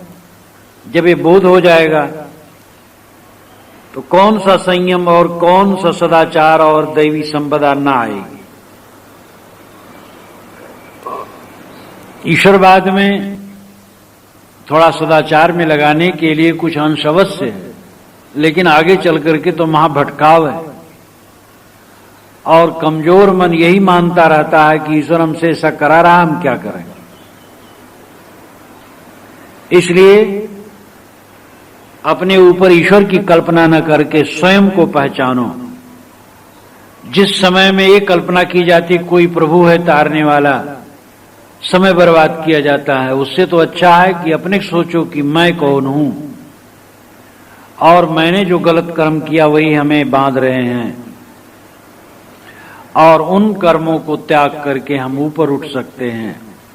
इसलिए आत्मबली बनो। नायम आत्मा बलहीन न लभ्य, बलहीन व्यक्ति आत्मलाभ नहीं कर सकता है। उत्तिष्ठत जागृत परावरा निबोधत, ऋषि कहते उठो जागो, महापुरुषों के पास जाकर के बोध प्राप्त करो।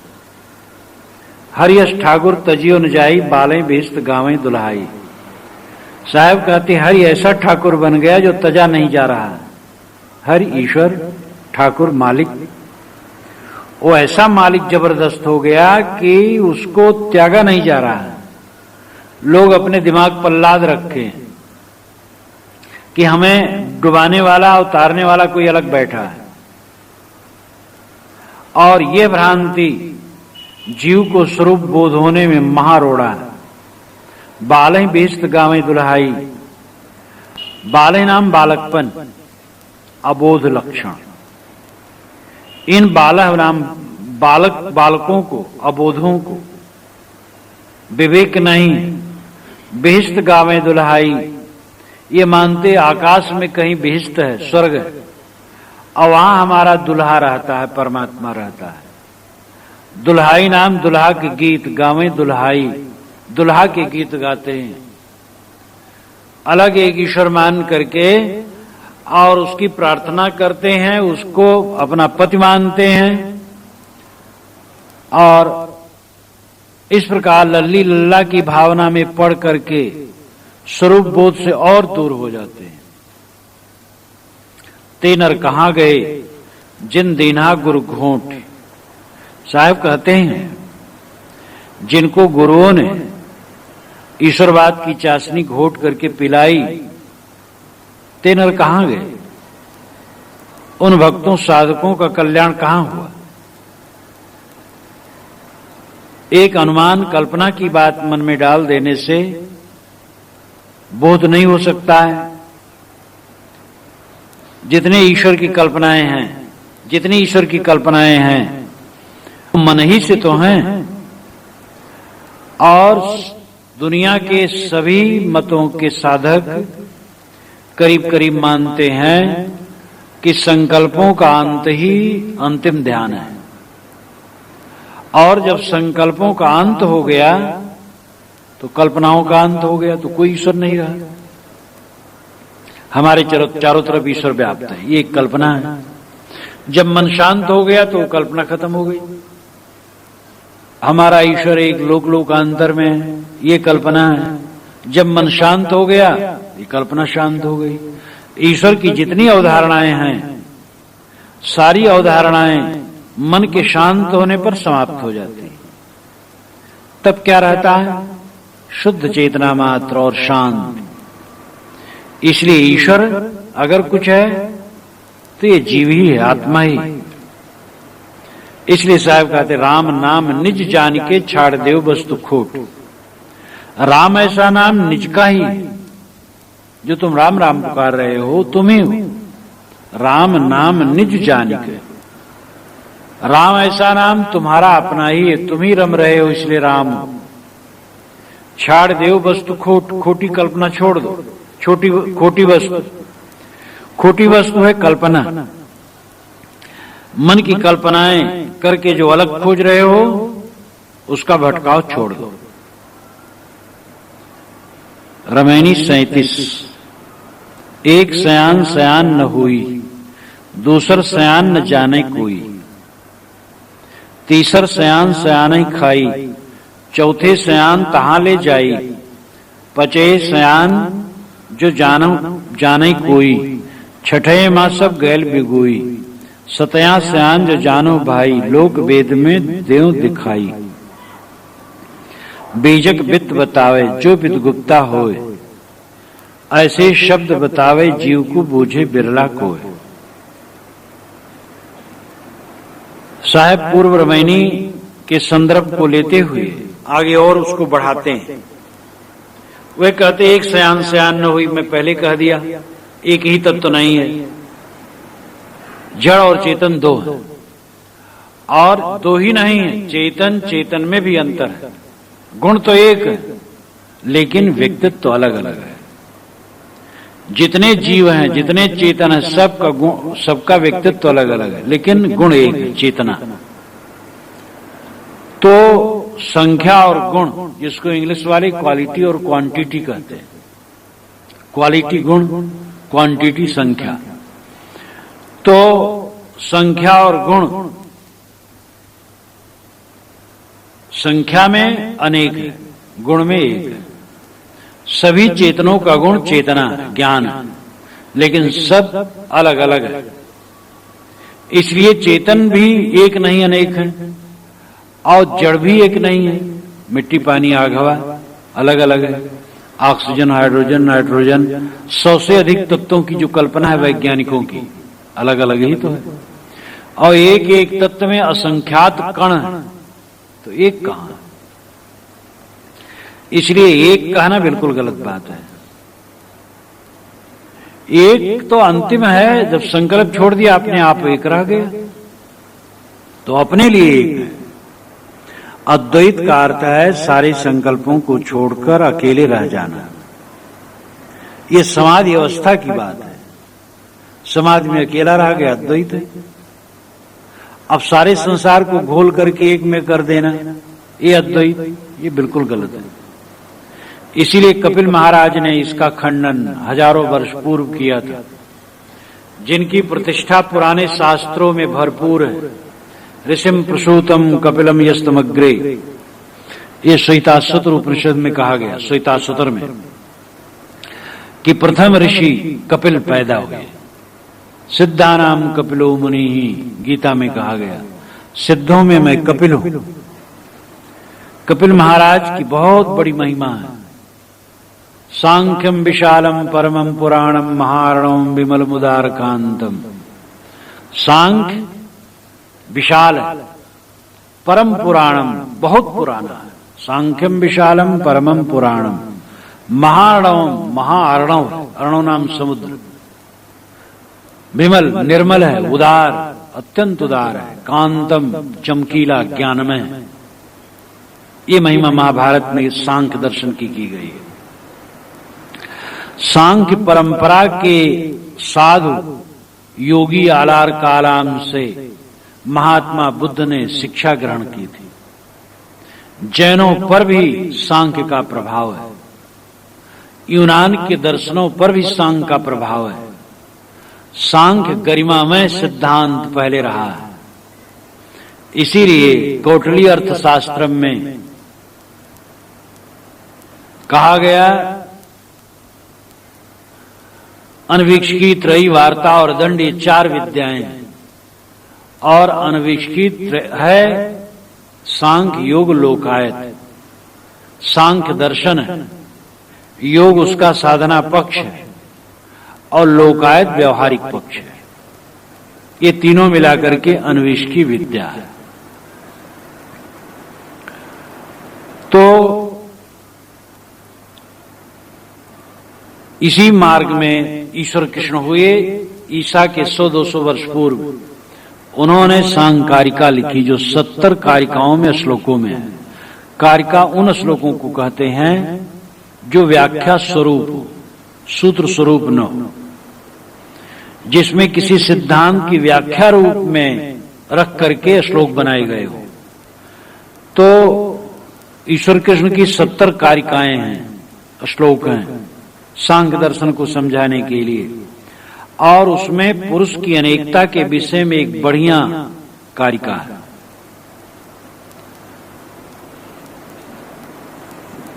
पुरुष बहुत्तम सिद्धम, उसमें उस कारिका की जान अनेक पुरुष हैं, एक नहीं है। आत्मा अनेक है। अनेक होने से बातचीत होती है, गुरु शिष्य होते हैं, बंध मोक्ष होता है। एक मुक्त है, एक बद्ध है। वेदांती लोग प्राय कहते हैं हम लोग आस्तिक, दूसरे नास्तिक हैं। तो आस्तिक नास्तिक का विभेद दो में होता, एक में नहीं होता। इसलिए पुरुष नाना जनन मरण करणानाम प्रतिनियमाद युगपत प्रवृत्तेश्च पुरुष बहुत्तम सिद्धम त्रैगुण विपर्याच्चैव। ये पूरा मंत्र है। जनन मरण करणानाम, जनन नाम जन्मना, मरण नाम मरना, करण नाम इंद्रियां। जनन मरण करणानाम प्रतिनियमाद, प्रतिनियम यानी जो सबके नियम है जीवन के। अयुगपत प्रवृत्तेश्च, और प्रवृत्त अयुगपत, युगपत नहीं। जैसे एक आदमी बैठा तो सब बैठ जाए, ऐसी बात नहीं। एक बैठा तो एक खड़ा है, एक चल रहा है, एक लेटा है, एक हंस रहा है और एक मौन है। तो सबकी प्रवृत्ति अयुगपत है, युगपत नहीं, साथ साथ नहीं। तो कोई जन्म रहा है, कोई मर रहा है, सबकी इंद्रियां अलग अलग, इंद्रियों के व्यापार अलग अलग। जनन मरण करणानाम प्रतिनियमाद अयुगपत प्रवृत्तेश्च, और त्रैगुण विपर्याच्चैव, तीनों गुणों का विपर्जय। एक सतोगुणी है तो एक रजोगुणी है तो एक तमोगुणी है। इसलिए पुरुष बहुत्तम सिद्धम, पुरुष नाना, यह घोषणा बहुत पहले की गई और यही वास्तविकता है। तो साहब कहते हैं कि दूसर एक सयान सयान न हुई। एक तत्व है, ये कहना गलत है। जड़ चेतन अलग अलग है, जड़ भी अनेक तत्व है। एक तत्व में असंख्यात कण है और चेतन भी एक दूसरे से अलग है व्यक्तित्व में और ज्ञान गुण में एक समान है। दूसर सयान न जाने कोई, दूसरे सयान को भी कोई नहीं जान सका। जो दूसरा अलग ईश्वर की कल्पना की वो भी नहीं समझ सके कि वो कल्पना है। इसका विस्तार पीछे कर आए हैं। तीसर सयान सयाने खाई, तीसर सयान तीन गुण सतरजतम। ये त्रिगुणात्मक माया में जो आसक्त होगा तो उसकी सयानी खा जाएगी, उसकी बुद्धिमानी खा जाएगी। तीसर सयान सयाने खाई यानी त्रिगुणात्मक माया में जो लीन होगा तो उसकी सयानी, उसकी बुद्धिमानी चली जाएगी, मोह माया में डूब जाएगा। चौथे सयान कहां ले जाएगी? चौथे सयान मन बुद्धि चित्त अहंकार, ये चतुष्टय अंतःकरण है। या चौथे से भी प्राय अहंकार को लिया जा सकता है। चौथा जो अहंकार है वो सयानी को खा लेता है। चौथे सयान तहां ले जाएगी, तहां भी अज्ञान में, अविवेक में। पचे सयान जो जाने कोई, छठे मां सब गैल बिगोई। पचे नाम पांच विषय, पांच विषयों को जो सयान श्रेष्ठ मान लिया वो भी डूबा। छठे मां सब गैल बिगोई, छठे मन है, इसमें तो सब अपने को भिगो दिए, खो दिए। जहां पर संख्यावाचक पद होता है वहां अर्थ करने में स्वतंत्रता होती है। अब एक का, दो का, तीन का, चार का, पांच का, छह का, सात का, कोई कैसा भी अर्थ कर ले।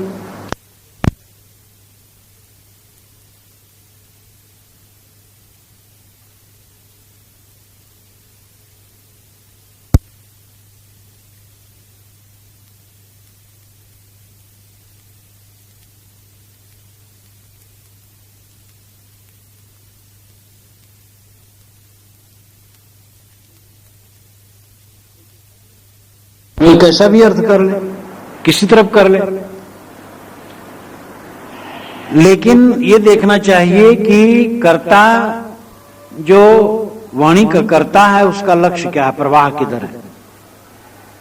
एक से छह तक का वो निषेध करता है और सातवें का प्रतिपादन करता है। इसलिए एक से छह तक आप कुछ भी कहें वो प्रकृति का अंश होगा, विरोधी अंश होगा, त्याज्य होगा, ग्रहण नहीं होगा। ये साप है, पूरे बीजक में साप है। लेकिन उसका मर्म समझना चाहिए। बिना मरम समझे उल्टा पलटा लोग अर्थ कर लेते हैं। छठे मां सब गैल भी कोई 1 से 6 तक का साहब खंडन करते हैं। जो इसको श्रेष्ठ मानता है वो गलत है। छठे मां बीजक भर में छठा मन के लिए प्राय है। छठे माई दरस सो पावे, छठी तुम्हारी हो जगह, मन में तुम्हें अहंकार जगह। तो छठे मां सब गैल भी कोई मन में सब अपने को खो दिए, मन के दास हो गए। सतया सयान जो जानो भाई, लोक वेद में देव दिखाई। साहब का प्रतिपादन विषय सतया, 7वां जीव। अगर जीव को सयाना श्रेष्ठ समझते हो, है भाई, अगर इसको ऐसा जानते हो कि 7वां जीव ही श्रेष्ठ है, तो लोक वेद में देव दिखाई, मैं उसको लोक और वेद में दोनों में दिखा दूंगा। जीव ही कैसे मान लिया जाए 7वां को, ये प्रश्न हो सकता है। इसलिए माना जाएगा क्योंकि आगे वो यही कहते हैं, ऐसे शब्द बतावे जीव को, जो जानो जीव आपना। बीजक में जीव शब्द जो सरल शब्द है आत्मा के लिए, उसको साहब आधार बिंदु के रूप में रखे हैं। वो हीन भावना ग्रसित नहीं थे कि जीव कह देने से प्रतिबिंब और आभास हो जाएगा। वेदांती लोग डरते हैं जीव कहने से। जीव कहोगे तो ऐसे आभास और भ्रम हो जाएगा। अरे सारा आभास और भ्रम जीव को होता है, जीव स्वयं आभास भ्रम नहीं है। जीव को आभास भ्रम होता है, जीव आभास भ्रम नहीं। तो 7वां जीव है। सतया सयान जो जानो भाई, लोक वेद में दिखाना क्या है? लोक में अज्ञानी आदमी भी जब कोई मर जाता वो जान लेता मर गया। अनपढ़ गंवार लोग सभी जान लेते मर गया। और इतना नहीं, बंदरिया भी जान लेते हैं, जब उसका बच्चा मर जाता है छोड़ देते। अन्य जानवर हैं जब मर जाते हैं तो दूसरे जानवर जान लेते हैं मर गए। तो लोक में ये प्रत्यक्ष है कि जीव जहां नहीं रहता है समझ में आ जाता है, और जीव जहां रहता है वो भी समझ में आ जाता है। वेद से अभिप्राय शास्त्र है, शास्त्रों में इसके प्रमाण तो भरे ही हैं। बीजक वित्त बतावे जो वित्त गुप्ता होए, ऐसे शब्द बतावे जीव को बूझे बिरला को। साहब कहते बीजक वित्त बताता है, धन बताता है। कौन धन बताता है? जो गुप्त हो। अहमद शाह जो बीजक के इंग्लिश अनुवादक हुए हैं, उन्होंने इसका बीजक का 3 अर्थ माना है। बीजक अपने आप में बीजक शब्द, दूसरा बीज का सार, बीजक इस संस्कृत के अनुसार है बीज का जो सार है। अब बीज है और अगर आग में भून जाए तो बीज रहते हुए उसका सार नष्ट हो गया, फिर उगेगा नहीं। तो बीजक का मतलब बीज का सार। और बीजक का अभिप्राय है एक वह प्रमाण पत्र जिससे गड़े हुए धन का पता लगता है। अहमद शाह ने बताया कि यहां बनारस के पास जो बनारस रियासत है उसके पास बरोह नाम के जात के लोग थे। क्षत्रियों ने उन पर विजय की। बरोह जात के लोग अपने धन को धनी थे हुए गाड़ करके रखे, ताम्रपत्र पर लिख करके उसका कोडवर्ड में रखे, और जब जरूरत पड़ती थी वे खोद लेते थे, माल को ले लेते थे काम भर का और फिर वैसे कर देते थे। और उनके अनुगामी ही जान सकते थे उसको, दूसरा नहीं जान सकता था। बरोह से ही भदोही शब्द हुआ। अब तो सुनता हूं भदोही जिला भी अलग निर्धारित हो गया है, जहां पर कालीन बहुत बनता है, देश विदेश में जाता है। और कबीर साहब मिर्जापुर और बनारस के बीच में ज्यादा रहते थे, उनकी बोली भी इसी ढंग की। भोजपुर बिहार में पड़ जाता है, लेकिन मिर्जापुर, बनारस और बिहार का जो पश्चिमी हिस्सा है मिल करके ऐली गैली बोलते हैं। बनारस में तो प्रायः, और बनारस के पूरब, और कबीर साहब की वाणी में इसका पुट है। कबीर साहब पूरे भारत में और भारत के बाहर भी घूमते हुए इस क्षेत्र में ज्यादा रहते थे। ये मिर्जापुर बनारस से लेकर के गोरखपुर के क्षेत्र में कबीर साहब इस बात से बिल्कुल परिचित थे। बीजक, गुप्त धन को बताने वाला सांकेतिक प्रमाण पत्र बीजक। तो बीजक वित्त बतावे, बीजक धन बताता है। कौन धन बताता है? जो गुप्त हो, गड़ा। ऐसे शब्द बतावे जीव को बूझे बिरला को। साहब कहते इसी प्रकार हमारे बीजक का शब्द जीव को बताता है, निस्वरूप का ज्ञान देता है कि तुम ही सबके कल्पक, दृष्टा, साक्षी, मनता, बोधा हो। अपने को छोड़ करके अलग मत भटको, बूझे बिरला को। लेकिन इसे कोई बिरला समझेगा। श्री रामराज साहब ने कहा, बचन बसाओ पार की बीजक है सो नाम, अक्षर अक्षर गुर से लखो संशय मेटो तमाम। जहां जय निष्ठा बीजक केरी, अपनी पराई भेद निवेरी। अपने पराई के भेद को वहां निर्वार किया जाता है। तो बीजक, कबीर साहब ने अपने ग्रंथ का नाम बीजक स्वयं रखा।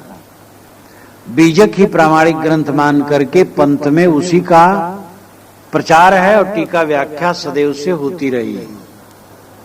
बीजक अगर कबीर पंथ के एक शाखा वाले संकलित किए होते तो दूसरा शाखा वाले न मानते, लेकिन पूरे पंथ में बीजक मान्य। टीका व्याख्या भले अपने अपने ढंग से हो, इसलिए अन्य वाणियां जो हैं वो बीजक से तोड़ मड़ोड़ करके कही गई हैं और भक्तों ने संकलित किया है, फिर विद्वानों ने संकलित किया है और अपने ढंग से नाम रखा है, कबीर ग्रंथावली, संत कबीर, कबीर वचनावली। लेकिन बीजक कबीर साहब का दिया हुआ नाम है और ठोस ग्रंथ बीजक है। इसलिए बीजक को समझना बहुत जरूरी है। ये 1, 2, 3 से लेकर के 7 तक जो कहा गया है, दूसरे ढंग से एक देह, दूसरी माया और तीसरे वही अर्थ, त्रिगुण, चतुष्टय अंतःकरण, 5 विषय मन, इनके ऊपर 7वां जीव। ऐसा भी किया जा सकता है।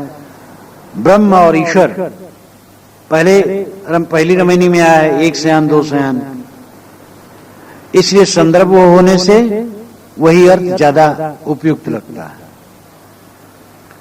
दूसरे अर्थ में कोई ब्रह्म की जगह पर दें, ईश्वर की जगह पर माया करके 1 और 2 में, और 3 से त्रिगुण, 4 से चतुष्टय अंतःकरण, 5 से 5 विषय, 6 से मन भी किया कर सकता है कोई। जहां तक है मैंने पहले कहा कि ये 6 विजाति है और 7वां जो निर्देश है वो जीव के लिए है जो स्वयं है। रमैनी 38। ये भी तो कहो कहा नहीं माना, मार्ग माही पसारिन ताना, रात दिवस मिल जोरिन तागा, ओटत कादत भरम न भागा, भरम ही सब जग रहा समाई, भरम छोड़ कतहू नहीं जाई, परय न पूर दिनों दिन छीना, तहां जाए जहां अंग बिहूना, जो मत आदि अंत चली आई, सो मत सब उन प्रगट सुनाई, यह संदेशा फुरके मान्यो लीन्यो शीस चढ़ाए, संतोष संतोष सुख है रहो तो हृदय जुड़ाए। कबीर साहब की वाणी में क्रांति, निर्भयता, जो उन्होंने सत्य समझा कहा निर्भय होकर, ये भी तो कहो कहा नहीं माना। साहब कहते इस प्रकार कहता हूं लेकिन लोग कहा नहीं मानते। द्वैत अद्वैत और तमाम प्रपंच का खंडन करके मैं कहता हूं कि सारी कल्पनाओं का कर्ता जीव है, जीव ही शिव है। जीव जो सादा शब्द है आत्मा के लिए, जिसको वेदांतियों ने आभास कहा, बौद्धों ने क्षणिक विज्ञान कहा और ईश्वरवादियों ने अंश कहा और भी नाना मत वालों ने हे दृष्टि से कहा। कबीर साहब ने कहा वही श्रेष्ठ है। वो जीव ही सबका कल्पक है, जीव ही सबका निर्धारक है, जीव ही क्षणिक विज्ञान की कल्पना करता है, जीव ही ब्रह्म ईश्वर की कल्पना करता है, जीव ही माया की कल्पना करता है। इसलिए जीव ही शिव है, जीव ही श्रेष्ठ है। यह भी तो कहूं कहा नहीं माना, इस प्रकार कहता हूं, लेकिन लोग कहा नहीं मानते। मार्ग माही पसारिन ताना, मार्ग में ही ताना पसार लेते हैं। जुलाए प्रायः घर में तो उतनी जगह नहीं रहती है, तो जहां सड़क रहती है वो किनारे अपना ताना पसारते हैं। जुलाहों की झोपड़पट्टियों में और उनके मोहल्लों में मैंने देखा है, बनारस में प्रायः देखा है। खुली जगह रहती है तो वहां, नहीं तो सड़क के किनारे पाटी पर ताना फैलाते हैं और मांजते हैं, उसको ठीक करते हैं। तो मार्ग माही पसारिन ताना, यहां अर्थ है कि लोग अपने मार्ग में ताना बाना फैला ले, उलझन कर लेते हैं, एक विजात तत्व की कल्पना कर लेते हैं, स्वरूप ज्ञान को छोड़ करके बाहर भटकते हैं। रात दिवस मिल जोरिन तागा, ओटत कातत भरम न भागा। रात दिन मिल करके तागा जोड़ रहे हैं। तागा जोड़ना, जब कपड़ा बुना जाता है, टूट जाता, जोड़ा जाता है। अभिप्राय है नाना तर्क वितर्क कर रहे हैं और बहिर्मुख बने बाहर खोज रहे हैं। ओटत कातत भरम न भागा। ओटना और कातना, रुई को धुनना, एक प्रकार से उसको ओटना, बीज निकालने के लिए। दुनिया धुनता है, वही एक ओटना है। तो रुई को धुन करके बीज अलग करना ओटना है, और उसे सूत बनाना कातना है। तो ओटते काटते और तागा जोड़ते भरम न भागा, भरम नहीं भागा। मतलब है कि वाणी का व्याख्यान करते हैं, छान विचार करते हैं, शास्त्रों का आंदोलन करते हैं, भरम नहीं भागता है। बैसाखी पकड़ करके चलने की चेष्टा बनी रहती है, अलग खोजते रहते हैं, अपने स्वरूप की सत्ता महत्ता भूलते रहते हैं। भरम ही सब जग रहा समाई, भरम छोड़ कतहु नहीं जाई। सारे जगत में भरम समाया है। जगत का मतलब जगत के जीवों में, और ये जगत चांद सूरज में क्या भरम समाएगा? मन में भरम समाता है।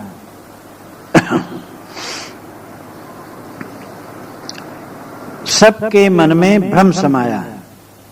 हमारा सुख, हमारा सत्व, हमारा आनंद, हमारा मोक्ष, हमारा परमात्मा हमसे अलग है, ये भ्रम समाया है। भरम छोड़ कतहु नहीं जाई। भरम को छोड़ करके कहीं अलग नहीं होते। देवी देवता का भ्रम, जादू टोना का भ्रम, जंतर मंतर तंत्र का भ्रम, ग्रह लगन मुहूर्त का भ्रम, दिशाशूल का भ्रम, शकुन अपशकुन का भ्रम।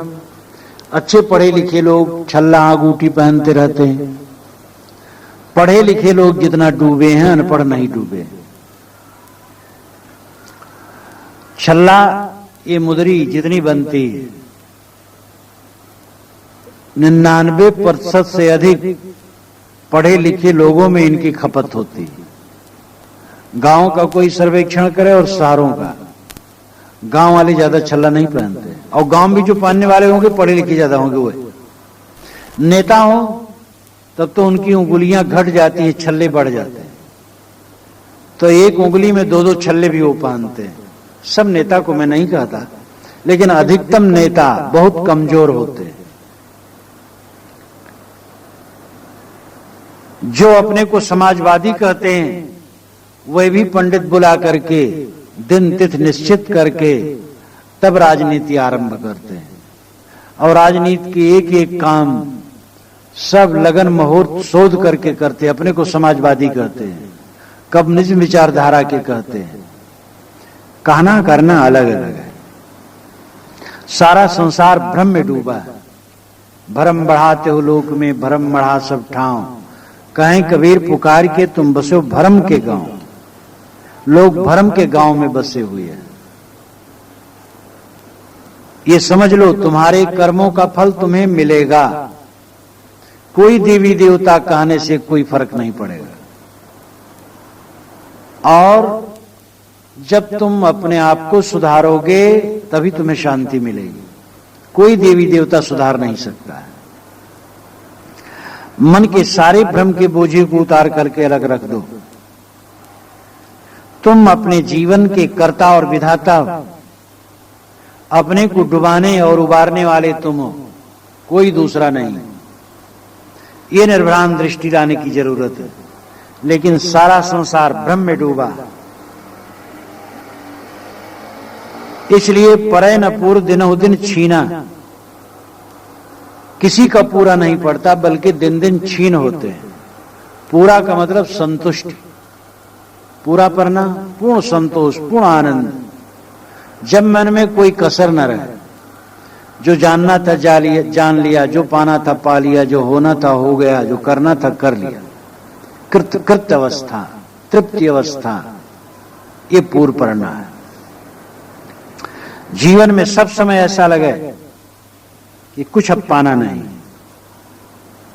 और कुछ अपना नहीं, और कहीं अपना मोह न लगे, कहीं आकर्षण न लगे, सब कूड़ा कबाड़ लगे। और चाहे जब अवसर हो शरीर छूटने का, बस बेड़ा पार है अपना। शरीर के अंत का दिन एक महापर्व के समान प्रतीत हो कि जो हमारे शरीर के अंत का दिन आएगा, महापर्व है। और उस उत्सव को मनाने के लिए पहले से तैयार हो, वो कृतकृत पुरुष होगा। लेकिन परय न पूर्व दिनों दिन छीना, आत्मसंतोष नहीं मिलता है। भगवान को खोजते खोजते बुढ़ा गए, भगवान ने दर्शन नहीं दिया। भगवान कुछ हो तो दर्शन दे। मैं ही ब्रह्म हूं, सारा संसार मेरा विलास है, डूबो फिर उसी में।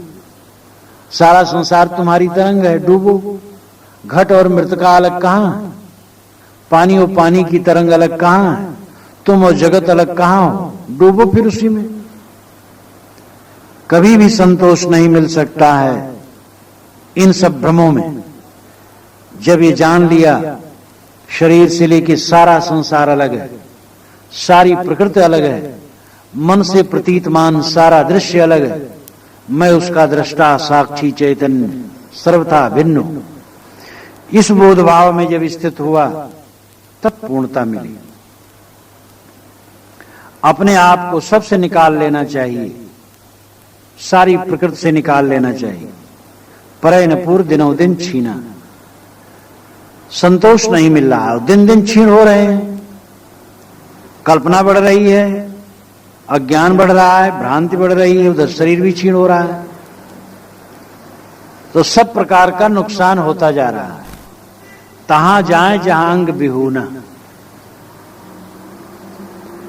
लोग ऐसी जगह पहुंचते हैं जहां अंग विहून है। अंग विहून लाक्षणिक शब्द है, मतलब शून्य जगह में, शून्य में जा रहे, अंग विहून जा रहे हैं, शून्य में जा रहे हैं, अपने को खो रहे हैं। कितने लोगों ने शून्य ही परम तत्व माना है, लेकिन शून्य ही बंचे, शून्य ही गए, हाथा छोड़ बेहाता भय। कहते हैं साहब, जो शून्य की वांछा करता उस शून्य में ही जाता है और हाथ का छोड़ करके बेहात होता है। अच्छे अच्छे विद्वान तो दिग्भ्रमित ही प्राय रहते हैं। बड़े बड़े पंडित, बड़े बड़े विद्वान, उनको बोध नहीं, भ्रांत। और उनमें से अनेक तो रहनी गहनी भी ठिकाना नहीं। जो मत आदि अंत चली आई, सो मत सब उन प्रगट सुनाई।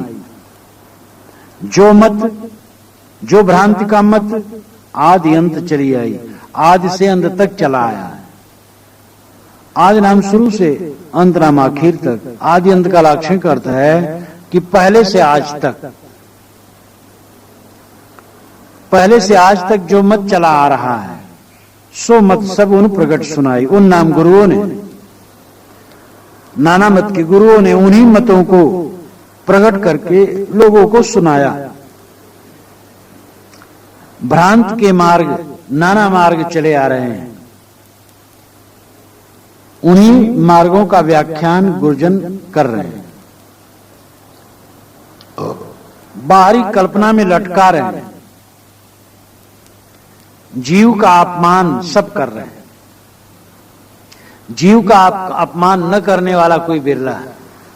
तुम किंचज्ञ हो, अल्पज्ञ हो, अंश हो, प्रतिबिंब हो, आभास हो, तुम असमर्थ हो, तुम कर ही क्या सकते हो, प्रभु श्रेष्ठ है।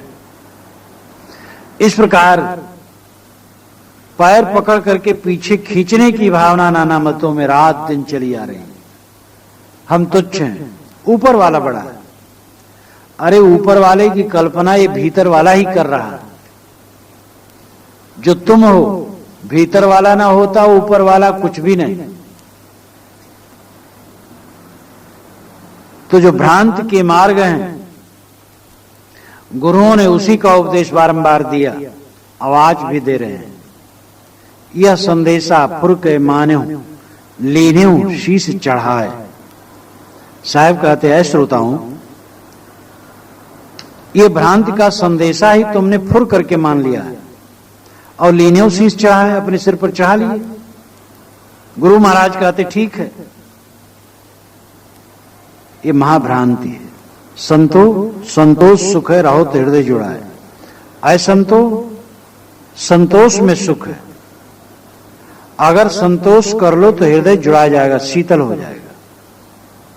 संतोष का लाक्षणिक अर्थ है आत्म संतोष, अपने आप में संतोष। संतोष का अर्थ ही है बाहर न जाना। आशा तृष्णा कांत संतोष है, बाहर की इच्छा नहीं, यही संतोष है। बाहर से कुछ पाने की आवश्यकता जब प्रतीत नहीं होती है, इसी का अर्थ होता है संतोष। स्वरूप संतोष होता है, बाहर कहीं संतोष होता है। संतोष अपने आप में स्वरूप ज्ञान है। यस्त्वात्मरत रेव स्यादात्म तृप्तस्य मानवा आत्मन्येव च संतुष्टस्तस्य कार्यम न विद्यते। ये गीता में कहा गया है। जो आत्मा में संतुष्ट होता है, आत्मा में रत होता है, आत्मा में तृप्त होता है, उसके लिए कुछ करना बाकी नहीं। आत्मतृप्त, आत्मरत, आत्मतुष्ट श्रेष्ठ है। बीच बीच में गीता में बात है, उपनिषदों में तो बारंबार है। लेकिन इन बातों को छोड़ करके लोग भ्रांत की बहिया में खूब बह रहे हैं। आत्मानम चेत विजानीयात अहमस्मीति पुरुषः किमिच्छन्य कस्य कामाय शरीर मन संजरे। जब यह जान लिया यह पुरुष ही आत्मा है, यह स्वयं ही आत्मा है, तो किस इच्छा से, किस कामना से शरीरम अनुसंजरेत, शरीर के पीछे चल करके जन्म मरण का बुखार चढ़ाए रखे। शरीर तो पर है, आत्मा स्व है। शरीर नश्वर है, आत्मा अमर है। शरीर जड़ है, आत्मा चेतन है। तो जब जान लिया अपने आप को, फिर वो क्यों भटकेगा। संतोष सुख है, रहो तो हृदय जुड़ा है। साहब की सैकड़ों सूक्तियों में ये महासूक्ति है। सूक्ति कहते सुउक्ति, सुनाम सुंदर अच्छी, उक्ति नाम कथन। जो बहुत बढ़िया कथन हो उसका नाम है सूक्ति। सभी शास्त्रों में कुछ सूक्ति होती है। शास्त्र के सभी वचन सूक्ति हैं, लेकिन फिर भी उसमें मार्मिक वचन होते हैं। जैसे जब लग दिल पर दिल नहीं तब लग सब सुखना है, ये सूक्ति है। जो तू चाहे मुझको छाड़ सकल की आस, मुझे ही ऐसा हुए रहो सब सुख तेरे पास, ये सूक्ति है। हृदय भीतर आरसी मुख देखा नहीं चाहे, मुख तो तभी देखियो जब दिल की दुविधा जाए, ये सूक्ति है। तो सूक्त बीच बीच में होती है, वो दिल पर चोट करती है, संतोष संतोष सुख है, रहो तो हृदय जुड़ा है। असंतोष संतोष में सुख है। इसलिए संतोष करो तो शीतल है, और संतोष किए तो न ईश्वर की जरूरत है, न परमात्मा की, न देवता की, न देवी की, किसी की जरूरत नहीं है। तुम स्वयं परमात्मा हो, स्वयं ईश्वर हो, स्वयं राम हो, स्वयं देव हो। बुद्ध से आत्मन देवता। विवेकवान तो आत्मा को ही देवता मानता है। और जब ये समझ में आ गया कि सारी विशेषताएं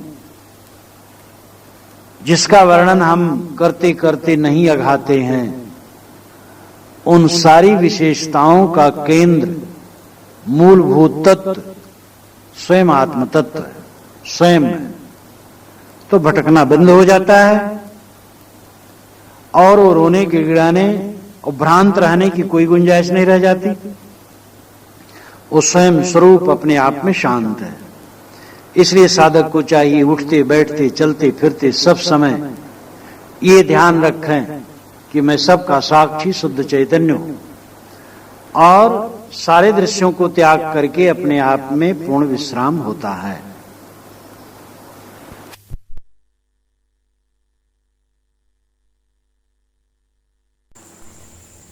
प्यारे मानवता प्रेमी सज्जनों, आप सभी का महान सुरेखा हिंदी धाम पर वसुमय स्वागत है। प्यारे सज्जनों, अब तक हम बीजक के प्रवचन के अंतर्गत रेमनी 1 से लेकर 32 तक का अध्ययन कर चुके हैं, व्याख्यान सुन चुके हैं श्रद्धेय संत अभिलाष साहेब द्वारा।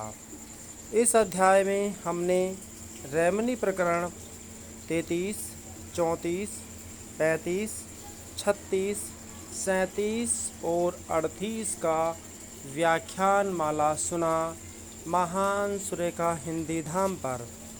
प्यारे सज्जनों, श्रद्धेय संत अभिलाष साहेब जो कि बीजक के महान व्याख्यान करता हैं, उनके ही द्वारा बीजक का व्याख्यान माला श्रद्धेय संत अभिलाष दास द्वारा महान सुरेखा हिंदी धाम पर व्याख्यान माला के रूप में प्रस्तुत किया जा रहा है। आप सभी से आग्रह और निवेदन है कि महान सुरेखा हिंदी धाम यूट्यूब चैनल को अधिक से अधिक लाइक, शेयर और सब्सक्राइब करें, क्योंकि ज्ञान ही बनाता है महान, क्योंकि कर्म से ही व्यक्ति महान से महानतम बनता है। हमें इसी ध्येय को पूरित करने के लिए श्रद्धेय संत अभिलाष साहेब के प्रवचन, बीजक के प्रवचन व्याख्यान माला के रूप में महान सुरेखा हिंदी धाम पर सुनने चाहिए और अपने जीवन को कृतार्थ करना चाहिए, क्योंकि जीवन ज्ञान से ही पूर्ण बनता है। तो आप सभी का बहुत बहुत आभार और अभिनंदन, धन्यवाद।